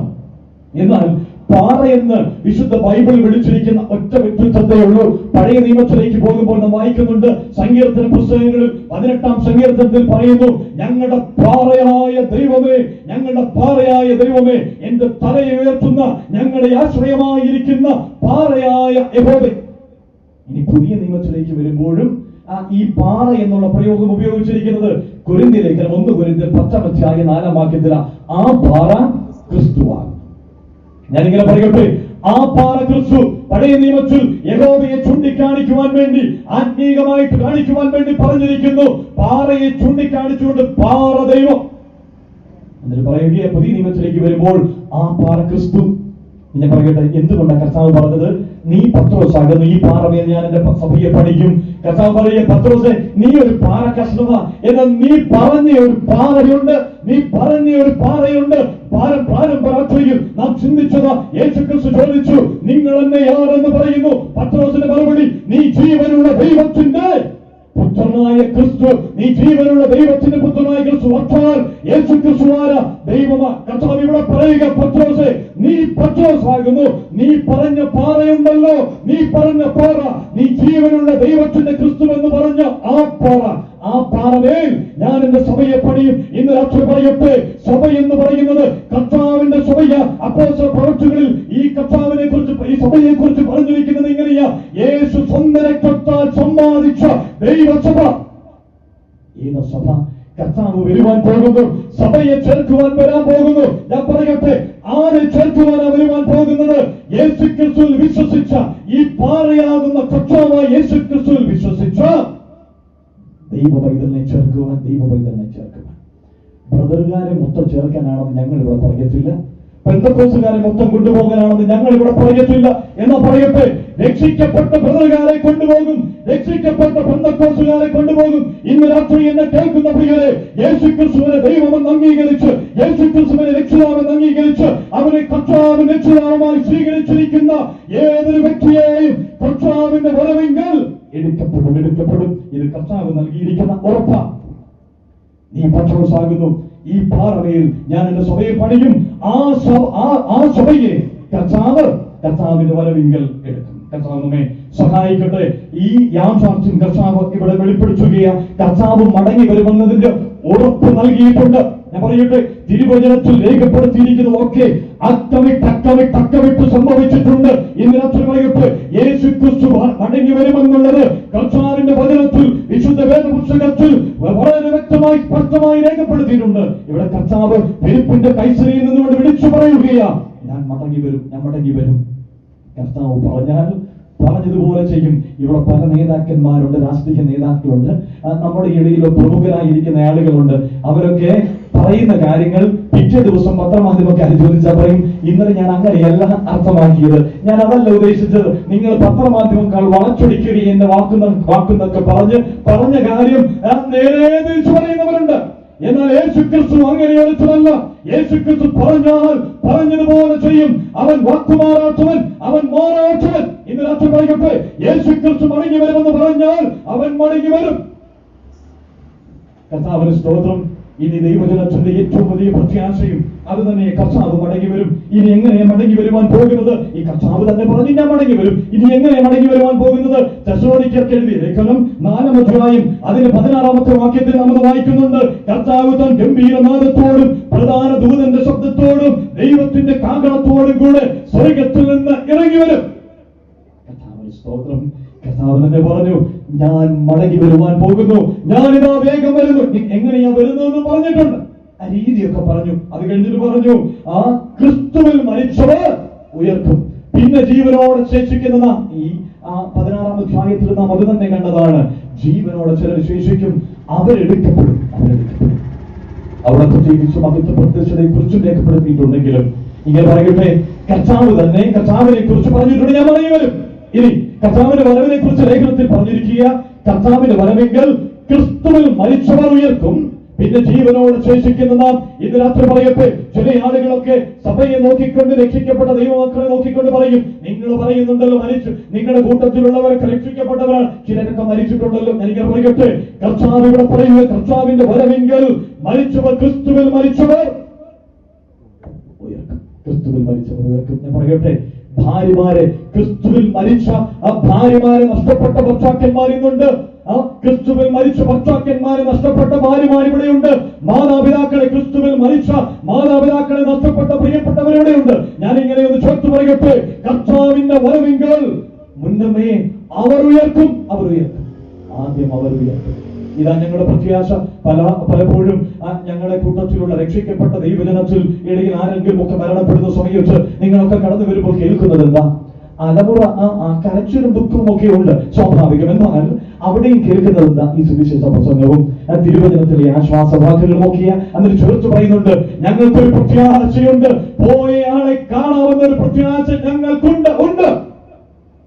കർത്താവിന്റെ മടങ്ങി വരവെങ്കിൽ മരിച്ചവർ, ക്രിസ്തുവിൽ മരിച്ചവർ, എല്ലാവരും മരുന്നല്ല, ക്രിസ്തുവിൽ മരിച്ചവർ ഉയർക്കും. ഞാൻ പറയട്ടെ, ആലത്തൂർ ദേശത്ത് ക്രിസ്തുവിൽ മരിച്ചിരിക്കുന്ന ഏതൊരുവരും കർത്താവിന്റെ വരവിൽ പ്രത്യക്ഷതയിൽ അവർ ഉയർത്തെഴുന്നേറ്റ് വരും. അത് ഞങ്ങളുടെ ഉറപ്പ്. കർത്താവ് നൽകിയിരിക്കുന്ന ഉയർപ്പ്. ഇനി കർത്താവ് തന്നെ പറഞ്ഞിട്ടുണ്ട്, ഞാൻ ഉയർത്തെഴുന്നേറ്റതിനാൽ ഒരു ഉയർപ്പുണ്ട്. ഇന്ന് രാത്രിയിൽ കേൾക്കുന്ന പ്രിയരെ, ഈ സമാപന രാത്രിയിൽ നിങ്ങൾ ശ്രദ്ധിച്ചു കേൾക്കണമേ, കർത്താവിന്റെ വരവ് ഏറ്റവും അടുത്തിരിക്കുന്നു. ശേഷം പറഞ്ഞിരിക്കുകയാ, ആ ക്രിസ്തുവിൽ മരിച്ചവർ ഉയർക്കും, പിന്നെ ജീവനോടെ ശേഷിക്കുന്നതാ ചേർത്ത് പറഞ്ഞിരിക്കുന്നു. അതിന്റെ വളരെ കൃത്യമായിട്ട് കുറച്ചുകൂടെ പറഞ്ഞിരിക്കുന്നു. ഫിലിപ്പ് ലേഖനം 3-ാം അധ്യായം 20-ാം വാക്യത്തിൽ, കർത്താവ് സ്വർഗ്ഗത്തിൽ നിന്ന് ഇറങ്ങി വരികയും നാം തേജസ്കരിക്കപ്പെട്ട ശരീരത്തോടുകൂടെ എടുക്കപ്പെടുകയും ചെയ്യും. പുതു ശരീരത്തോടുകൂടെ നിങ്ങൾ എടുക്കപ്പെടും എന്ന് വെച്ചാൽ ഇങ്ങനെ പറയട്ടെ, ക്രിസ്തുവിൽ മരിച്ചവർ ഉയർക്കും, പുതു ശരീരത്തോടുകൂടെ, തേജസ്കരിക്കപ്പെട്ട ശരീരത്തോടുകൂടെ ചേർത്ത് വെച്ച് പറഞ്ഞാൽ ഇങ്ങനെ പറയാം, യാതൊരു രോഗവും ഇല്ലാത്ത ശരീരം, വേദനയില്ലാത്ത ശരീരം, ബിപി ഇല്ലാത്ത ശരീരം, കൊളസ്ട്രോൾ ഇല്ലാത്ത ശരീരം, ഷുഗർ ഇല്ലാത്ത, യാതൊരു രോഗവും ഇല്ലാത്ത ക്രിസ്തുവിന്റെ ശരീരം പോലൊരു ശരീരവുമായി ഉയർത്തെഴുന്നേറ്റ് വരും. ജീവനോടെ ശേഷിക്കുന്ന നാം ഇന്ന് രാത്രി, ഞാനിങ്ങനെ പറയട്ടെ, ഇന്ന് രാത്രിയിൽ കർത്താവ് കടന്നു വന്നാൽ, അടുത്ത നിമിഷം കർത്താവ് വന്നാൽ, ജീവനോടെ ശേഷിക്കുന്ന രക്ഷിക്കപ്പെട്ടവർ അവര് പുതു ശരീരത്തോടുകൂടി എടുക്കപ്പെടും. ദൈവത്തിന് സ്തോത്രം. ആ ശരീരത്തിന്റെ പ്രത്യേകത ഒരു പുതു ശരീരം, തേജസ്കരിക്കപ്പെട്ട ശരീരം, വേദനയില്ലാത്ത ശരീരം. പറയട്ടെ, അനേക പ്രിയപ്പെട്ടവർ വലിയ പ്രയാസങ്ങളിലൂടെ കടന്നു പോകുന്നുണ്ട്. ആദിമ നൂറ്റാണ്ടിലേക്ക് നോക്കിയാൽ സഭയുടെ ആദ്യ കാലങ്ങളിൽ വളരെ പീഡ അനുഭവിച്ച ആളുകളുണ്ട്. ഞാൻ ചേർച്ചിങ്ങനെ പറഞ്ഞോട്ടെ, അന്ന് അനേക ആളുകൾ അതിക്രൂരമായ പീഡനങ്ങൾ അവർ സഹിച്ചിട്ടുണ്ട്. ജീവനോടെ ക്രിസ്ത്യാനികളുടെ തൊലി കുരിച്ച് നട്ടുച്ച വെയിലത്ത് കെട്ടിയിട്ടിട്ടുണ്ട്. ആ തിളച്ച എണ്ണയിലേക്ക് ജീവനോടെ ക്രിസ്ത്യാനികളെ എടുത്തെറിഞ്ഞിട്ടുണ്ട്. ആ മൃഗങ്ങൾക്ക് ഇരയാക്കി തീർത്തിട്ടുണ്ട്. അവരൊക്കെ കർത്താവിന് വേണ്ടി നിലനിന്നത് എന്തിനെന്നറിയാമോ? ഒരു പുതു ശരീരം ലഭിക്കുന്ന, രോഗമില്ലാത്ത, വേദനയില്ലാത്ത ഒരു പുതു ശരീരം ലഭിക്കുന്ന ഒരു ദിവസമുണ്ട്. അത് കർത്താവിന്റെ വരവിങ്കല, കർത്താവിന്റെ വരവിങ്കല. ഞാനിങ്ങനെ പറയട്ടെ, കർത്താവിന്റെ വരവ് ഏത് സമയവും സംഭവിക്കാം. ഒരുപക്ഷെ അടുത്ത നിമിഷം കർത്താവിന്റെ വരവുണ്ടായേക്കാം. പറയട്ടെ, അതുകൊണ്ട് എന്താ നിങ്ങൾ ചെയ്യേണ്ടത്? മാനസാന്തരപ്പെടുക. എന്തുകൊണ്ട് മാനസാന്തരപ്പെടണം? എന്തുകൊണ്ട് മാനസാന്തരപ്പെടണം? ഇതാണ് ദൈവം നിങ്ങൾക്ക് നൽകിയിരിക്കുന്ന അവസരം. കർത്താവിന്റെ വരവ് എപ്പോഴും അറിയത്തില്ല. ചേർത്ത് പറയട്ടെ, കർത്താവ് ഇന്ന് രാത്രിയിൽ വന്നാൽ, കർത്താവ് ഇന്ന് രാത്രിയിൽ തന്റെ സഭയെ ചേർക്കുവാൻ വന്നാൽ, കാത്തിരിക്കുന്ന രക്ഷിക്കപ്പെട്ട ദൈവജനം എടുക്കപ്പെടും. സഭ ഇവിടെ അവസാനിക്കുകയാ, ഭൂമിയിലെ സഭ അവസാനിക്കുകയാ. ഞാൻ പറയട്ടെ, കൃപയുടെ കാലം അവസാനിക്കുവാൻ പോകുന്നു. കൃപയുടെ വാതിൽ അടയുവാൻ പോകുന്നു. എന്നെ കേൾക്കുന്ന പ്രിയരെ, ചില ആളുകളെങ്കിലും പറയാറുണ്ട്, നിങ്ങളുടെ പ്രസംഗം കൊള്ളാം, ഇതിനെക്കുറിച്ച് ചിന്തിക്കണമെന്നുകൊണ്ട്. അടുത്ത വർഷവും കാണുമല്ലോ എന്ത് കൺവെൻഷൻ. ഞാൻ പറയട്ടെ, അടുത്ത വർഷത്തിനുള്ളിൽ കർത്താവ് വന്നാൽ ഇവിടെ ഒരു കൺവെൻഷൻ നടത്തുവാൻ ബ്രദറൻ സഭയിലെ ആളുകൾ അനേകരും കാണുകയില്ല. എല്ലാവരും ഒന്നും ഞാൻ പറയില്ല, രക്ഷിക്കപ്പെട്ടവരൊന്നും ഇവിടെ കൺവെൻഷൻ നടത്താൻ കാണുകയില്ല. അതുകൊണ്ട് ഇന്ന് രാത്രിയിൽ കർത്താവ് വന്നാൽ, താങ്കൾ എടുക്കപ്പെടണമോ? താങ്കൾ എടുക്കപ്പെടണം, അതോ വിട്ടേച്ചു പോകണമോ? നിത്യശിക്ഷാവിധിയിലേക്ക്, അന്തിക്രിസ്തുവിന്റെ 7 വർഷക്കാലത്തേക്ക് താങ്കളെ വിട്ടുകളയണമോ? നിത്യനരകത്തിലേക്ക്? ഞാൻ ചേർത്ത് പറയട്ടെ, യേശുക്രിസ്തു വന്നുപോയാൽ, തന്റെ സഭയെ ചേർത്ത് കഴിഞ്ഞാൽ പിന്നെ ഒരു രക്ഷയില്ല. എന്തുകൊണ്ട് രക്ഷിക്കപ്പെടണം? എന്തുകൊണ്ട് ഇന്ന് രാത്രി രക്ഷിക്കപ്പെടണം? യേശുക്രിസ്തുവിന്റെ വരവ് അത് ഏത് സമയവും സംഭവിക്കാം. ഇന്ന് രാത്രിയിലും കർത്താവായ യേശുക്രിസ്തു വെളിപ്പാട് പുസ്തകത്തിൽ പറഞ്ഞിരിക്കുന്നത് പോലെ നിന്റെ ഹൃദയത്തിന്റെ വാതിലിൽ ഇന്ന് മുട്ടിക്കൊണ്ടിരിക്കുകയാണ്. ഈ കർത്താവിനെ സ്വീകരിക്കുവാൻ നീ തയ്യാറാണോ? മാനസാന്തരപ്പെടുവാൻ നീ തയ്യാറാണോ? നീ കർത്താവിനായി, ആ കർത്താവിനെ കാത്തിരിക്കുന്ന കൂട്ടത്തിൽ കർത്താവിന്റെ സഭയുടെ ഭാഗമായി തീരണമെങ്കിൽ മാനസാന്തരപ്പെട്ട് സുവിശേഷത്തിൽ വിശ്വസിക്കണം. എപ്പോൾ വിശ്വസിക്കണം? എപ്പോൾ മാനസാന്തരപ്പെടണം? ഇന്ന് രാത്രി. ഇതത്ര നിങ്ങൾക്ക് ലഭിച്ചിരിക്കുന്ന സമയം, ഇതത്ര സുപ്രസാദ കാലം. ഇപ്പോഴാകുന്നു രക്ഷാ ദിവസം. ചില ആളുകൾ പറയും നാളെയായി. ഒത്തിരി കാര്യങ്ങൾ ക്രമീകരിക്കാനുണ്ട്. പറഞ്ഞു വെച്ചിരിക്കുന്ന ചില കാര്യങ്ങളുണ്ട്. കൂട്ടുകാരോട് അടുത്ത ദിവസത്തെ കാര്യവും പദ്ധതിയൊക്കെ പറഞ്ഞു വെച്ചിരിക്കുകയാണ്. അത് ഒഴിവാക്കാൻ പറ്റാത്തത് കൊണ്ട് ഈ രക്ഷിക്കപ്പെടുന്നത് നാളെയാക്കാം. നാളെയെ ചൊല്ലി പ്രശംസിപ്പാൻ ഒരു മനുഷ്യനും കഴിയുകയില്ല. ഇന്ന് രാത്രി തുടങ്ങി നാളെ രാവിലെ എഴുന്നേൽക്കുമെന്ന് ഉറപ്പൊരു മനുഷ്യനുമില്ല. അതുകൊണ്ട് എപ്പോൾ രക്ഷിക്കപ്പെടണം? ദേശമേ, അടുത്ത കൺവെൻഷന് വേണ്ട, അതിന് സാധിക്കുമെന്ന് ഉറപ്പ് പറയുവാൻ കഴിയുകയില്ല. അതുകൊണ്ട് പറയട്ടെ, എന്ന് രക്ഷിക്കപ്പെടണം, എന്ന് മാനസാന്തരപ്പെട്ട് സുവിശേഷത്തിൽ വിശ്വസിക്കണം. ഇന്ന് ഇത് ദൈവം നിങ്ങൾക്ക് നൽകിയിരിക്കുന്ന അവസരമാണ്. അപ്പോസ്തല പ്രവൃത്തി 17-ാം അധ്യായം 32-33 വാക്യങ്ങളിലേക്ക് വരുമ്പോൾ, അപ്പോസ്തലനായ പൗലോസിന്റെ പ്രസംഗത്തിന് ശേഷം ചില കാര്യങ്ങൾ, ആ പ്രസംഗം കേട്ട ആളുകൾ ചില കാര്യങ്ങൾ പറഞ്ഞു. 3 കൂട്ടം ആളുകളെ കുറിച്ച് അവിടെ പറഞ്ഞിട്ടുണ്ട്. ആ വാക്യങ്ങൾ എടുത്തു വെച്ച് സമയക്കുറവ് വേണ്ടി ഞാൻ വായിക്കുന്നില്ല. എന്നാൽ 3 കൂട്ടം ആളുകൾ, ചിലര് ഈ പ്രസംഗം കേട്ടിട്ട്, ഈ സുവിശേഷം കേട്ടിട്ട്, യേശുക്രിസ്തുവിന്റെ മടങ്ങി വരവിനെ കുറിച്ച് കേട്ടിട്ട് ചിലർ പരിഹസിച്ചു. ഇന്നും അങ്ങനെയുള്ള ആളുകളൊക്കെ ഉണ്ട്. ഇന്ന് ഈ രാത്രി പ്രസംഗം കേൾക്കുമ്പോഴും, ഈ സത്യസുവിശേഷം കേൾക്കുമ്പോഴും ഇതിനെ നോക്കി പക്ഷത്തോടെ കാണുന്നവർ, ഇതിനെ നോക്കി മാർക്കിട്ടുകൊണ്ടിരിക്കുന്നവർ, കഴിഞ്ഞ പ്രസംഗത്തിന്റെ അത്രയും വന്നില്ല കേട്ടോ, കഴിഞ്ഞ വർഷത്തിന്റെ അത്രയും വന്നിട്ടില്ല എന്ന് പറഞ്ഞുകൊണ്ട് പരിഹസിച്ചുകൊണ്ട് പുച്ഛിച്ചുകൊണ്ട് മാർക്കിട്ടുകൊണ്ടിരിക്കുന്നവർ, ഇവരിങ്ങനെ കൺവെൻഷൻ നടത്തിക്കൊണ്ട് ഇരിക്കുകയാണ്. ഇവർ നടത്തിക്കോട്ടെ, ഇവരിങ്ങനെ വലിയ ക്രിസ്തു നടത്തിക്കോട്ടെ എന്ന് പറഞ്ഞുകൊണ്ട് പരിഹസിച്ച് പുറംകാല കൊണ്ട് ഈ സന്ദേശത്തെ തട്ടിക്കളയുന്ന പരിഹാസികളായിരിക്കുന്ന ആളുകൾ അന്നുമുണ്ടായിരുന്നു, ഇന്നും ഉണ്ട്. രണ്ടാമതൊരു കൂട്ടരെ കുറിച്ച് പറഞ്ഞിരിക്കുക. അവർ പറഞ്ഞത് ഇങ്ങനെയാ, ഈ പ്രസംഗം കൂടെ നിന്റെ പ്രസംഗം ഇനിയും കേൾക്കാം, നിങ്ങളുടെ പ്രസംഗമൊക്കെ കൊള്ളാം, നിങ്ങൾ നല്ല കാര്യങ്ങളാണ് പറയുന്നത്, മോശമൊന്നുമല്ല പറയൂ, നല്ല കാര്യങ്ങളാണ് പറയുന്നത് കേട്ടോ. പക്ഷെ അടുത്ത വർഷമാകട്ടെ, ഇനിയും ഒന്ന് കേൾക്കാം കേട്ടോ, ഇനി നിങ്ങൾ കൺവെൻഷൻ നടത്തിക്കോ, ഞങ്ങൾ വരാം, ഞങ്ങൾ വന്നിരുന്ന് കേൾക്കാം, വേണ്ട ഒന്നുമില്ലെങ്കിലും വീട്ടിലിരുന്ന ആളിലും ഞങ്ങൾ ശ്രദ്ധയോടെ ഇത് കേട്ടോളാം എന്ന് പറയുന്ന മറ്റൊരു കൂട്ടം. ചിലരങ്ങനെയാ, എല്ലാ യോഗത്തിനും കൈവക്കും, എല്ലാ യോഗത്തിനും വന്നാലും ആ രക്ഷിക്കപ്പെട്ടവര് രക്ഷിക്കപ്പെടുവാൻ ആഗ്രഹമുള്ളവർ കൈവക്കാൻ പറഞ്ഞ അവിടെ പൊക്കും. ആ ഏത് യോഗത്തിൽ പോയിരുന്നു കൈവക്കും. എല്ലാ പ്രസംഗവും കേൾക്കുവാൻ വരും, പിന്നെയും കേൾക്കാം, പിന്നെയും കേൾക്കാം, കേട്ടുകൊണ്ടേയിരിക്കുകയാണ്. ഞാൻ പറയട്ടെ, മൂന്നാമതൊരു കൂട്ടരെ ഇവിടെ പറഞ്ഞിരിക്കുന്നു, ചിലർ യേശു ക്രിസ്തുവിന്റെ സുവിശേഷത്തിൽ വിശ്വസിച്ചു. ഇന്ന് രാത്രി ഞാൻ പറയട്ടെ, താങ്കൾ ഏത് കൂട്ടത്തിൽപ്പെട്ടവനാ? പരിഹസിക്കുന്നവരുടെ കൂട്ടത്തിലാണോ? ഇനിയും കേൾക്കാം, നാളെയാവട്ടെ എന്ന് പറഞ്ഞുകൊണ്ടിരിക്കുന്നവരുടെ കൂട്ടത്തിലാണോ? അത് മൂന്നാമത്തെ കൂട്ടം. കർത്താവിൽ വിശ്വസിക്കുവാൻ, സ്വന്തം ജീവനെ ത്യജിച്ചുകൊണ്ട്, മാനസാന്തരപ്പെട്ടുകൊണ്ട് സുവിശേഷത്തിൽ വിശ്വസിക്കുവാൻ, രക്ഷിക്കപ്പെടുവാൻ മുൻപിലേക്ക് വരുന്നവരാണോ? കർത്താവ് പറയുക, എന്നെ അനുഗമിക്കുവാൻ ഇച്ഛിച്ചാൽ മാനസാന്തരപ്പെടണം. നിന്റെ പാപ വഴിയിൽ നിന്ന് മാറണം. നീ വെറുതെ സഭയിൽ വന്നിട്ട് കാര്യമില്ല.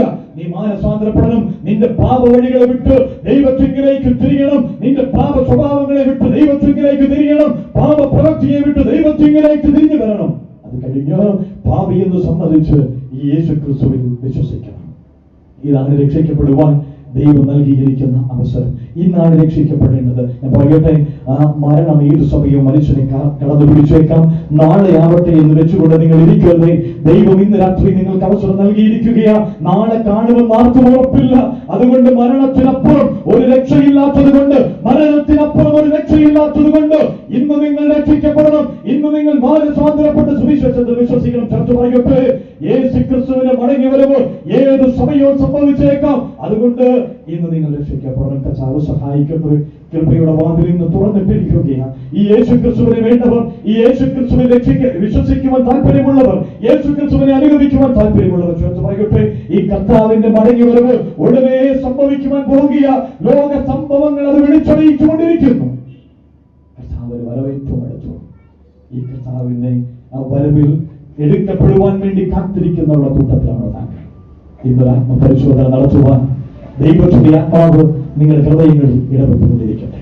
കർത്താവ് പറഞ്ഞ വാക്കുകളിൽ തൊട്ട് പറഞ്ഞ് അവസാനിപ്പിക്കട്ടെ. മാനസാന്തരപ്പെട്ട് സുവിശേഷത്തിൽ വിശ്വസിക്കാൻ.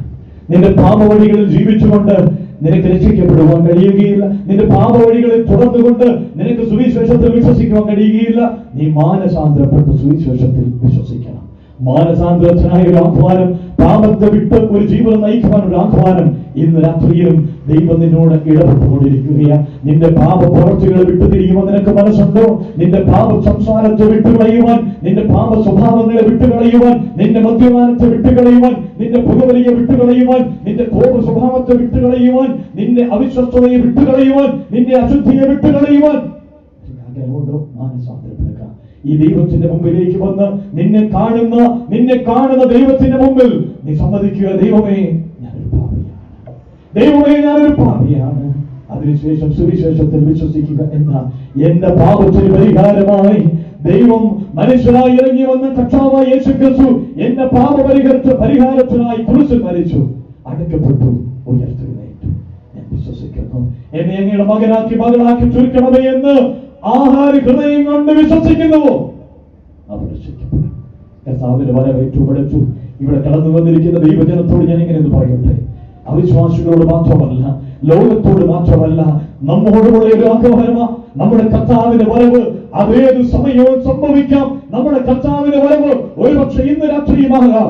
അങ്ങനെയെങ്കിൽ താങ്കളുടെ അനുദിന ജീവിതത്തിൽ കർത്താവുമായുള്ള ബന്ധത്തിൽ കൂട്ടായ്മയിൽ തകരാർ സംഭവിച്ചിട്ടുണ്ടോ? ആത്മീയ ജീവിതത്തിൽ തകരാർ സംഭവിച്ചിട്ടുണ്ടോ? ഇന്ന് രാത്രിയിൽ മാനസാന്തരപ്പെടുവാനുള്ള ഒരു സാവകാശം ദൈവം വീണ്ടും നൽകിയിരിക്കുകയാണ്. പാപങ്ങളെ, ദൈവത്തെ മറന്ന് ജീവിക്കുന്ന വഴികളെ, പാപ വഴികളെ വിട്ട് കർത്താവിലേക്ക് തിരികെ വരിക. കർത്താവിൽ പൂർണ്ണ ആശ്രയം വെച്ച് ഒരു വിശുദ്ധ ജീവിതം നയിക്കാൻ സ്വർഗത്തിലെ ദൈവം സഹായിക്കട്ടെ. ഈ ആലത്തൂർ കൺവെൻഷനിൽ ഈ സമാപന രാത്രിയിൽ സന്ദേശം കേട്ട എല്ലാ പ്രിയപ്പെട്ടവരെയും സ്വർഗത്തിൽ ദൈവം അനുഗ്രഹിക്കട്ടെ എന്ന്. ആ പാപത്തിന് പരിഹാരം നേടാതെ രക്ഷിക്കപ്പെടാത്ത ആരെങ്കിലും ഈ സന്ദേശങ്ങൾ കേട്ടിട്ടുണ്ടെങ്കിൽ നിങ്ങളുടെ ഹൃദയങ്ങളിൽ ദൈവം ഇടപെട്ടുകൊണ്ടിരിക്കുന്നു. കർത്താവിന് നിന്നെ വേണം, നിന്നെ ക്ഷണിക്കുകയാ. ഈ കർത്താവിന്റെ അരികിലേക്ക് നിനക്ക് കടന്നു വരാം. പാപങ്ങളെ അവന് ദൈവത്തോട് ഏറ്റുപറഞ്ഞ് സുവിശേഷത്തിൽ വിശ്വസിച്ച് യേശുക്രിസ്തുവിൽ വിശ്വസിച്ച് രക്ഷപ്രാപിപ്പാൻ സ്വർഗത്തിലെ ദൈവം നിന്നെ സഹായിക്കട്ടെ എന്ന് ആത്മാർത്ഥമായി പ്രാർത്ഥിക്കുന്നു. നമുക്ക് പ്രാർത്ഥിച്ച് അവസാനിപ്പിക്കാം. എല്ലാ പ്രിയപ്പെട്ടവരും ഇരിക്കുന്ന ഇരിപ്പിൽ നിന്നും ഒന്ന് എഴുന്നേറ്റ് നിൽക്കാം. നമുക്ക് ഒന്നിച്ച് ഈ ദേശത്തിന് വേണ്ടി പ്രാർത്ഥിച്ച് ഈ കൺവെൻഷന്റെ യോഗം ഇവിടെ അവസാനിപ്പിക്കാം. നമുക്ക് ഒന്നിച്ച് പ്രാർത്ഥിക്കാം. എല്ലാ പ്രിയപ്പെട്ടവരും നമുക്ക് ഒന്നിച്ച് എഴുന്നേറ്റ് നിൽക്കാം. ഞങ്ങളുടെ സ്വർഗസ്ഥനായ നല്ല പിതാവേ, ഞങ്ങൾ അങ്ങയെ വീണ്ടും സ്തുതിക്കുന്നു, മഹത്വപ്പെടുത്തുന്നു. ഈ കഴിഞ്ഞ 3 രാത്രികളിൽ ഈ ദേശത്ത് ഇങ്ങനെ ഒരു യോഗം നടത്തുവാൻ സ്വർഗത്തിലെ ദൈവം അനുവദിച്ചതോർത്ത് നന്ദിയോടെ സ്തോത്രം. ഫിലിപ്പിന്റെ കൈസരിയിലേക്ക് കടന്നു വന്ന കർത്താവ് ഈ ആരത്തു ദേശത്തേക്ക് കടന്നു വന്നിരിക്കുന്നതോർത്ത് ഞങ്ങൾ അങ്ങയെ സ്തുതിക്കുന്നു. കർത്താവ് കടന്നു വന്ന് ഉയർത്തുന്ന ചോദ്യം ഇന്ന് രാത്രിയിലും ഈ ദേശത്തോട് ചോദിക്കപ്പെട്ടിട്ടുണ്ട്. യേശുവിനെ നിങ്ങൾ എന്തെന്ന് പറയുന്നു? ചിലർ യേശുക്രിസ്തുവിനെ പലതരത്തിൽ തെറ്റിദ്ധരിച്ചിട്ടുണ്ട്. യേശുവിനെ ദൈവമായും രക്ഷിതാവായും സ്വീകരിക്കുവാൻ ഈ ദേശത്തിലെ ചില ഹൃദയങ്ങളെ അങ്ങ് കണ്ടിരിക്കുന്നതോർത്ത് 2000 വർഷങ്ങൾക്ക് മുമ്പ് കാൽവരിയിലെ ക്രൂശിൽ എന്റെ പാപത്തിന് സ്വർഗത്തിലെ ദൈവം എന്റെ രക്ഷിതാവായ യേശുക്രിസ്തുവെന്ന് അങ്ങ് അവസരം ഒരുക്കിയിരിക്കുന്നു. അതിയോടെ ഞങ്ങൾ അങ്ങയെ സ്തുതിക്കുന്നു. ദിവസങ്ങളിൽ പ്രിയപ്പെട്ടവർ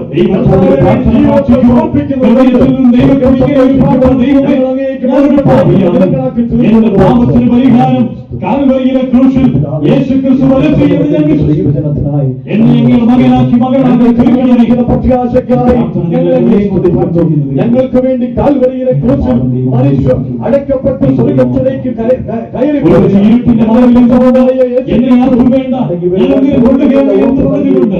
ഞാൻ വലിയ കഠിന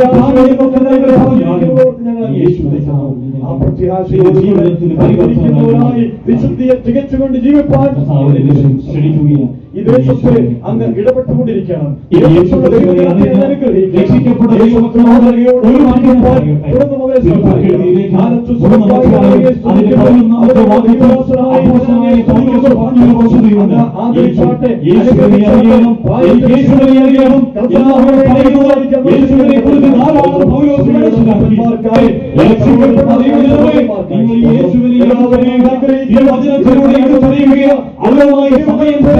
അടുത്തറിയുക പ്രാർത്ഥനയിൽ സമയം വർദ്ധിപ്പിച്ച് യേശുവിനെ എടുത്തറിയുക.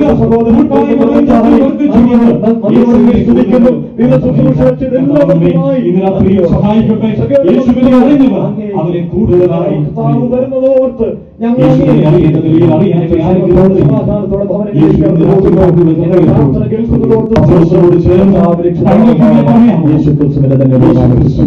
ജീവനുള്ള ദൈവമായ ദൈവത്തിന്റെ യേശുക്രിസ്തുവിന്റെ കൃപയും ആശ്വസിപ്പിച്ച് വഴിനടത്തുന്ന പരിശുദ്ധാത്മാവിന്റെ കൂട്ടായ്മ നമ്മുടെ കർത്താവിന്റെ വരവോളം സകല വിശുദ്ധന്മാരോട് കൂടെ ഉണ്ടാകുമാറാകട്ടെ. ആമേൻ.